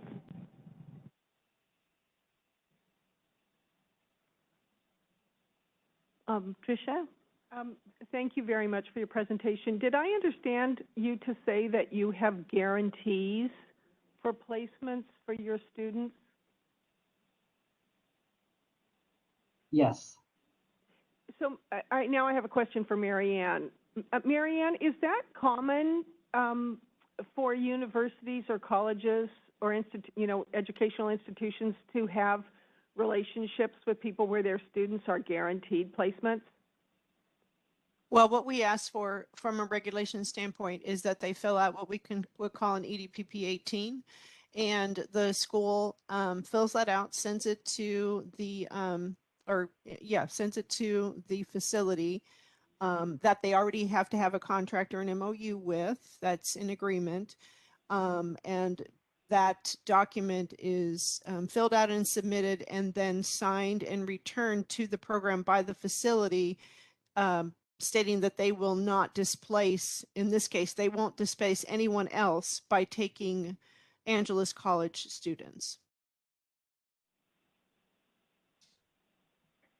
Thank you.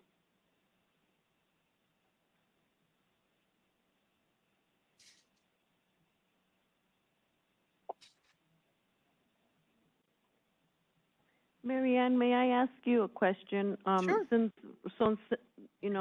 Dolores brought up a good question that there has not been one graduating class to see how they do. I feel that the board is concerned that we don't have like a track record of what kind of students they can bring out. So is it an appropriate question for us to ask you that? To ask me, I mean, they don't, it is correct, they do not have any graduates yet from their program. So therefore I don't have any NCLEX results or attrition, because it hasn't been enough time in order to get that information. In regulation, for me to bring them forward, they just have to be able to show that they have the resources to support these students that they're requesting. And then Lori is going to jump in here and help me. Thank you. You're welcome. When we approve programs, we approve them with the understanding that they have proven that they can support these students through their program. And the public protection that we're focused on there is to ensure that when a student starts, that they can finish. And then we have built-in public protection that says when they complete the degree program, that they're able to get a job, which means they pass the NCLEX, because you can't work as an RN without passing the NCLEX. And that's why we have a 75% pass rate. We do not have anything in our regulation that talks to attrition or retention. That is something that NCSBN has recommended, and it was actually something that Senator Roth talked about us considering adopting into regulation in our very last sunset hearing. I think one of the big things that we need to take into consideration is it's not necessarily the number of students. We have 156 pre-licensure nursing programs throughout the state of California. I can name off a couple here just to kind of talk about the variations of enrollment numbers that we have. Ellen Hancock has 35 students enrolled. That's different than when you look at Azusa Pacific University, BSN, that has 294 students enrolled. And then we have Career Care Institute of LA that's got 32 students enrolled. We go down, and so these are all fairly low numbers. But we do have programs like National University that has 205. Samuel Merritt University has 464. We've got Santa Ana College with 199. And then we drop exponentially down to look at Solano Community College at 33 students. Sonoma State College, 24 students. University of California, Irvine, ELM program, 19 students. And so it's difficult to sit there and focus on these enrollment increases with looking at enrollment increases without a proved track record. We have, as the board, we've approved new campus locations for programs that haven't had a graduating class. We've approved enrollment increases for people that have a graduating class. We have a lot of things built in that are public protection. And so really the question is can the school support the student from beginning to end? Can the community support the school's enrollment from beginning to end with your clinical sites, with your faculty? And is that, are they answering a need, or are they producing students that will graduate, they won't be able to get a job? And I think that the program has answered all of those questions. I think we've gotten into a habit of saying, have you graduated? Do you have a proven track record? When I don't know that that's necessarily within our jurisdiction to really kind of base a lot of decision on that, because we start programs with no track record and we enroll, 50 students 3 times a year. And, we watch them. And so that's really the role of the NEC. The NECs are amazing. They serve as regulators, but they also serve as consultants. And so anytime that school has problems, or if they receive any kind of information where they have a question or whatever, the NEC jumps in to really help that school be successful. And the program directors bring that right to the NEC. They have great relationships. And so I appreciate that we always ask about what the track record is, but I think the board needs to take into consideration that there are a lot of times that we don't have a track record and we approve enrollments and new campus locations and new programs, and that only if we see the track record become problematic, that's when we start to kind of jump in, because that's what our regulation says. It says if the NCLEX rate drops below 75%, and so we can't really kind of hold them accountable if they haven't even had a graduating class. We don't know if they're going to be good or bad, or if they're going to be, not good or bad, if they're going to have concerns or they're going to be successful. So I just wanted to kind of point that out there, that although I really appreciate the questions, I really hope that the decision is not based on whether to do an enrollment increase or consider that if they have had a graduating class or not.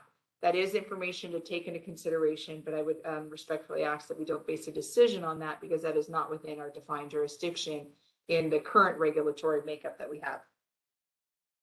Thank you so much. Thank you, Lori. I make a motion to approve the substantive change enrollment increase with enrollment pattern of 30 students 4 times it per year for an annual enrollment of 120 students. Do I have a second? I second, Jovita.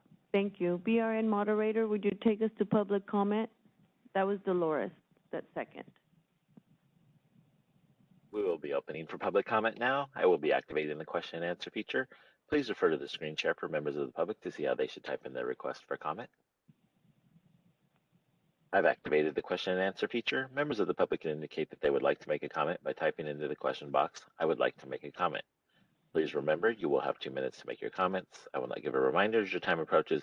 I do not want to interrupt you nor cause you to lose your train of thought. I will mute your microphone and inform you that your time has expired. I will move on to the next member of the public. I'll pause for a moment for members of the public to type in, "I would like to make a comment."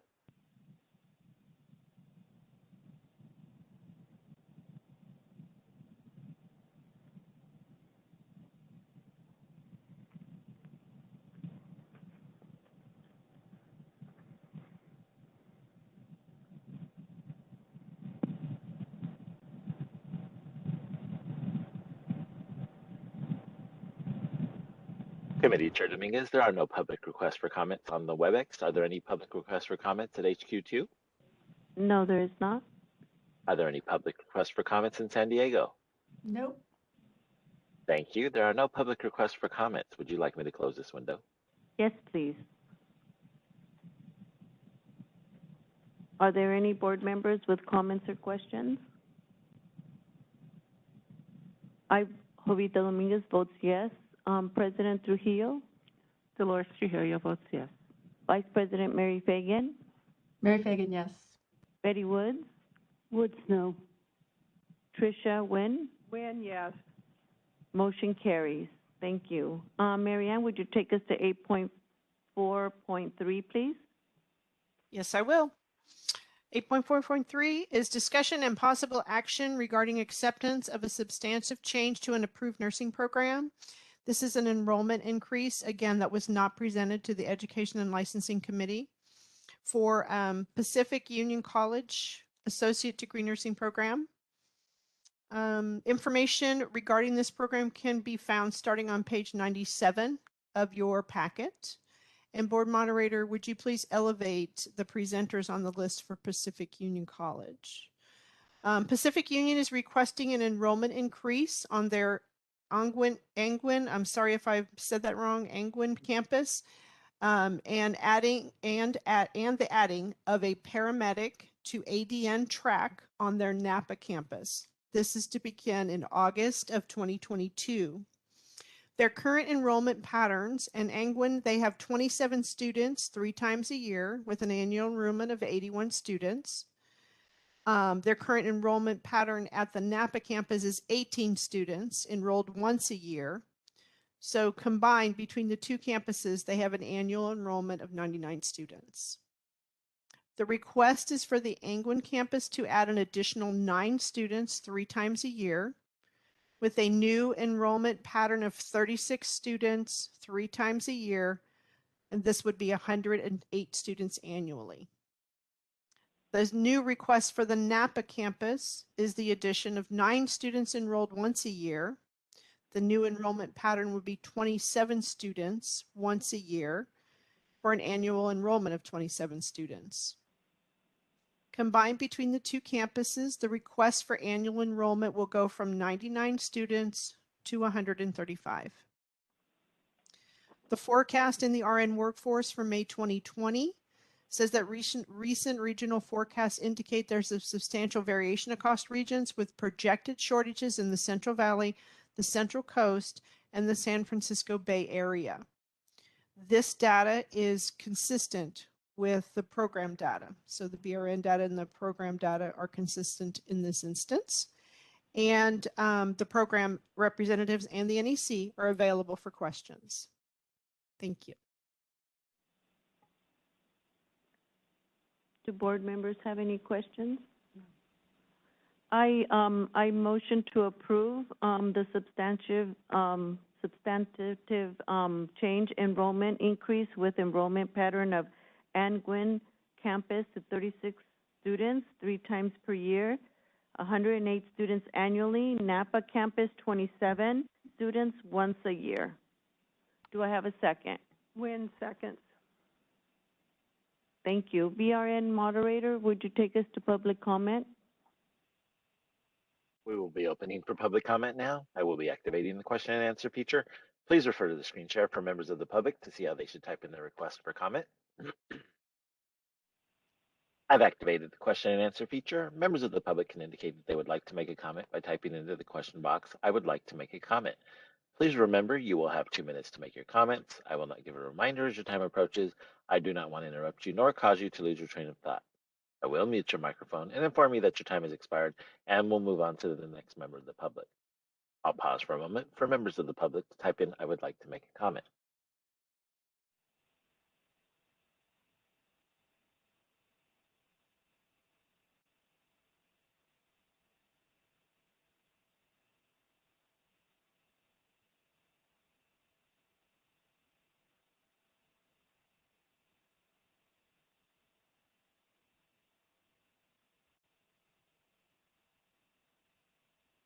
Committee Chair Dominguez, there are no public requests for comments on the WebEx. Are there any public requests for comments in HQ2?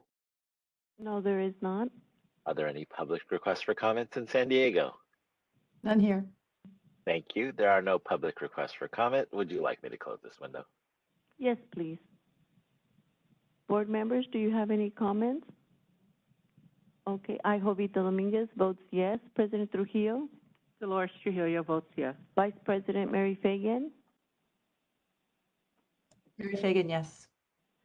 Betty Woods? Woods, yes. Tricia Nguyen? When, yes. Thank you. Motion carries. Do we have enough time for the NCLEX? So real quick question, 8.5 and 8.6 are both information only. Could those be grouped together as reports, Reza, and with one public comment? Since Sure. there's not going to be any action by the board? When we go to public comment, just for the public, be aware it's on both 8.5 and 8.6. Perfect, thank you. Mary Ann, you can take 8.5 and 8.6. Thanks. Agenda item 8. Do I have this right? Yeah, 8.5 is first, which is the NCLEX update for information only. The NCLEX report is included in your materials packet. There is no significant changes to the California report at this time. 8.6 is the licensing update. The licensing report is also included in your packet for review. This is an information only item. Items of significance were addressed earlier, the main one being the Enlightened licensed report given by Loretta Melby. There is no vote needed on these, simply reaching out for public comment on either of these two, 8.5 or 8.6. BRN moderator, would you take us to public comment on 8.5 and 8.6, please? We will be opening for public comment now. I will be activating the question and answer feature. Please refer to the screen share for members of the public to see how they should type in the request for comment. I've activated the question and answer feature. Members of the public can indicate that they would like to make a comment by typing into the question box, "I would like to make a comment." Please remember, you will have 2 minutes to make your comments. I will not give a reminder as your time approaches. I do not want to interrupt you nor cause you to lose your train of thought. I will mute your microphone and inform you that your time has expired, and we'll move on to the next member of the public. I'll pause for a moment for members of the public to type in, "I would like to make a comment."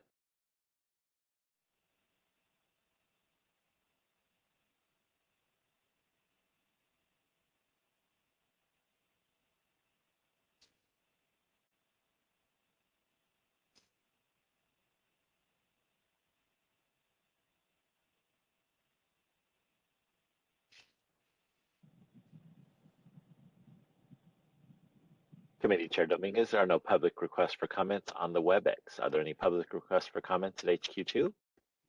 No, there is not. Are there any public requests for comments in San Diego? Nope. Thank you. There are no public requests for comments. Would you like me to close this window? Yes, please. This concludes 8.0. By President Trujillo. Thank you, Jovita.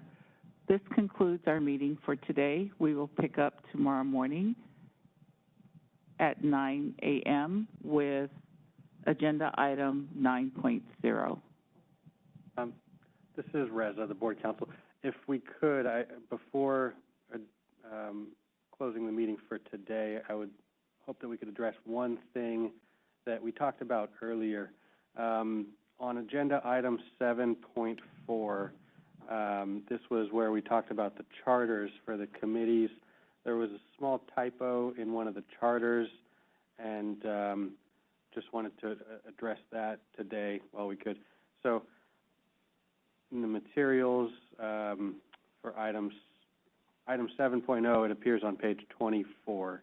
So this is the materials for item 7.4, and it's the NEWAC charter. On the second page of the NEWAC charter, the last full paragraph on that page, again, which is page numbered 24, it starts to reference the Aprn Advisory Committee. That was a small typo that slipped past us, and I think it was because the other charter was used kind of as a template, and so that just needs to be changed.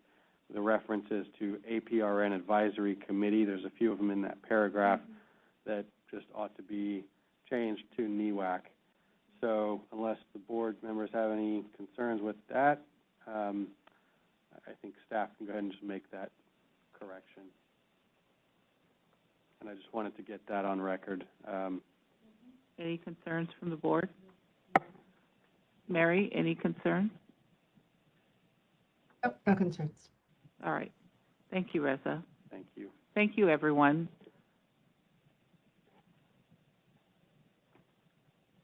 We will continue tomorrow morning at 9 a.m. with agenda item 9.0. Have a good evening.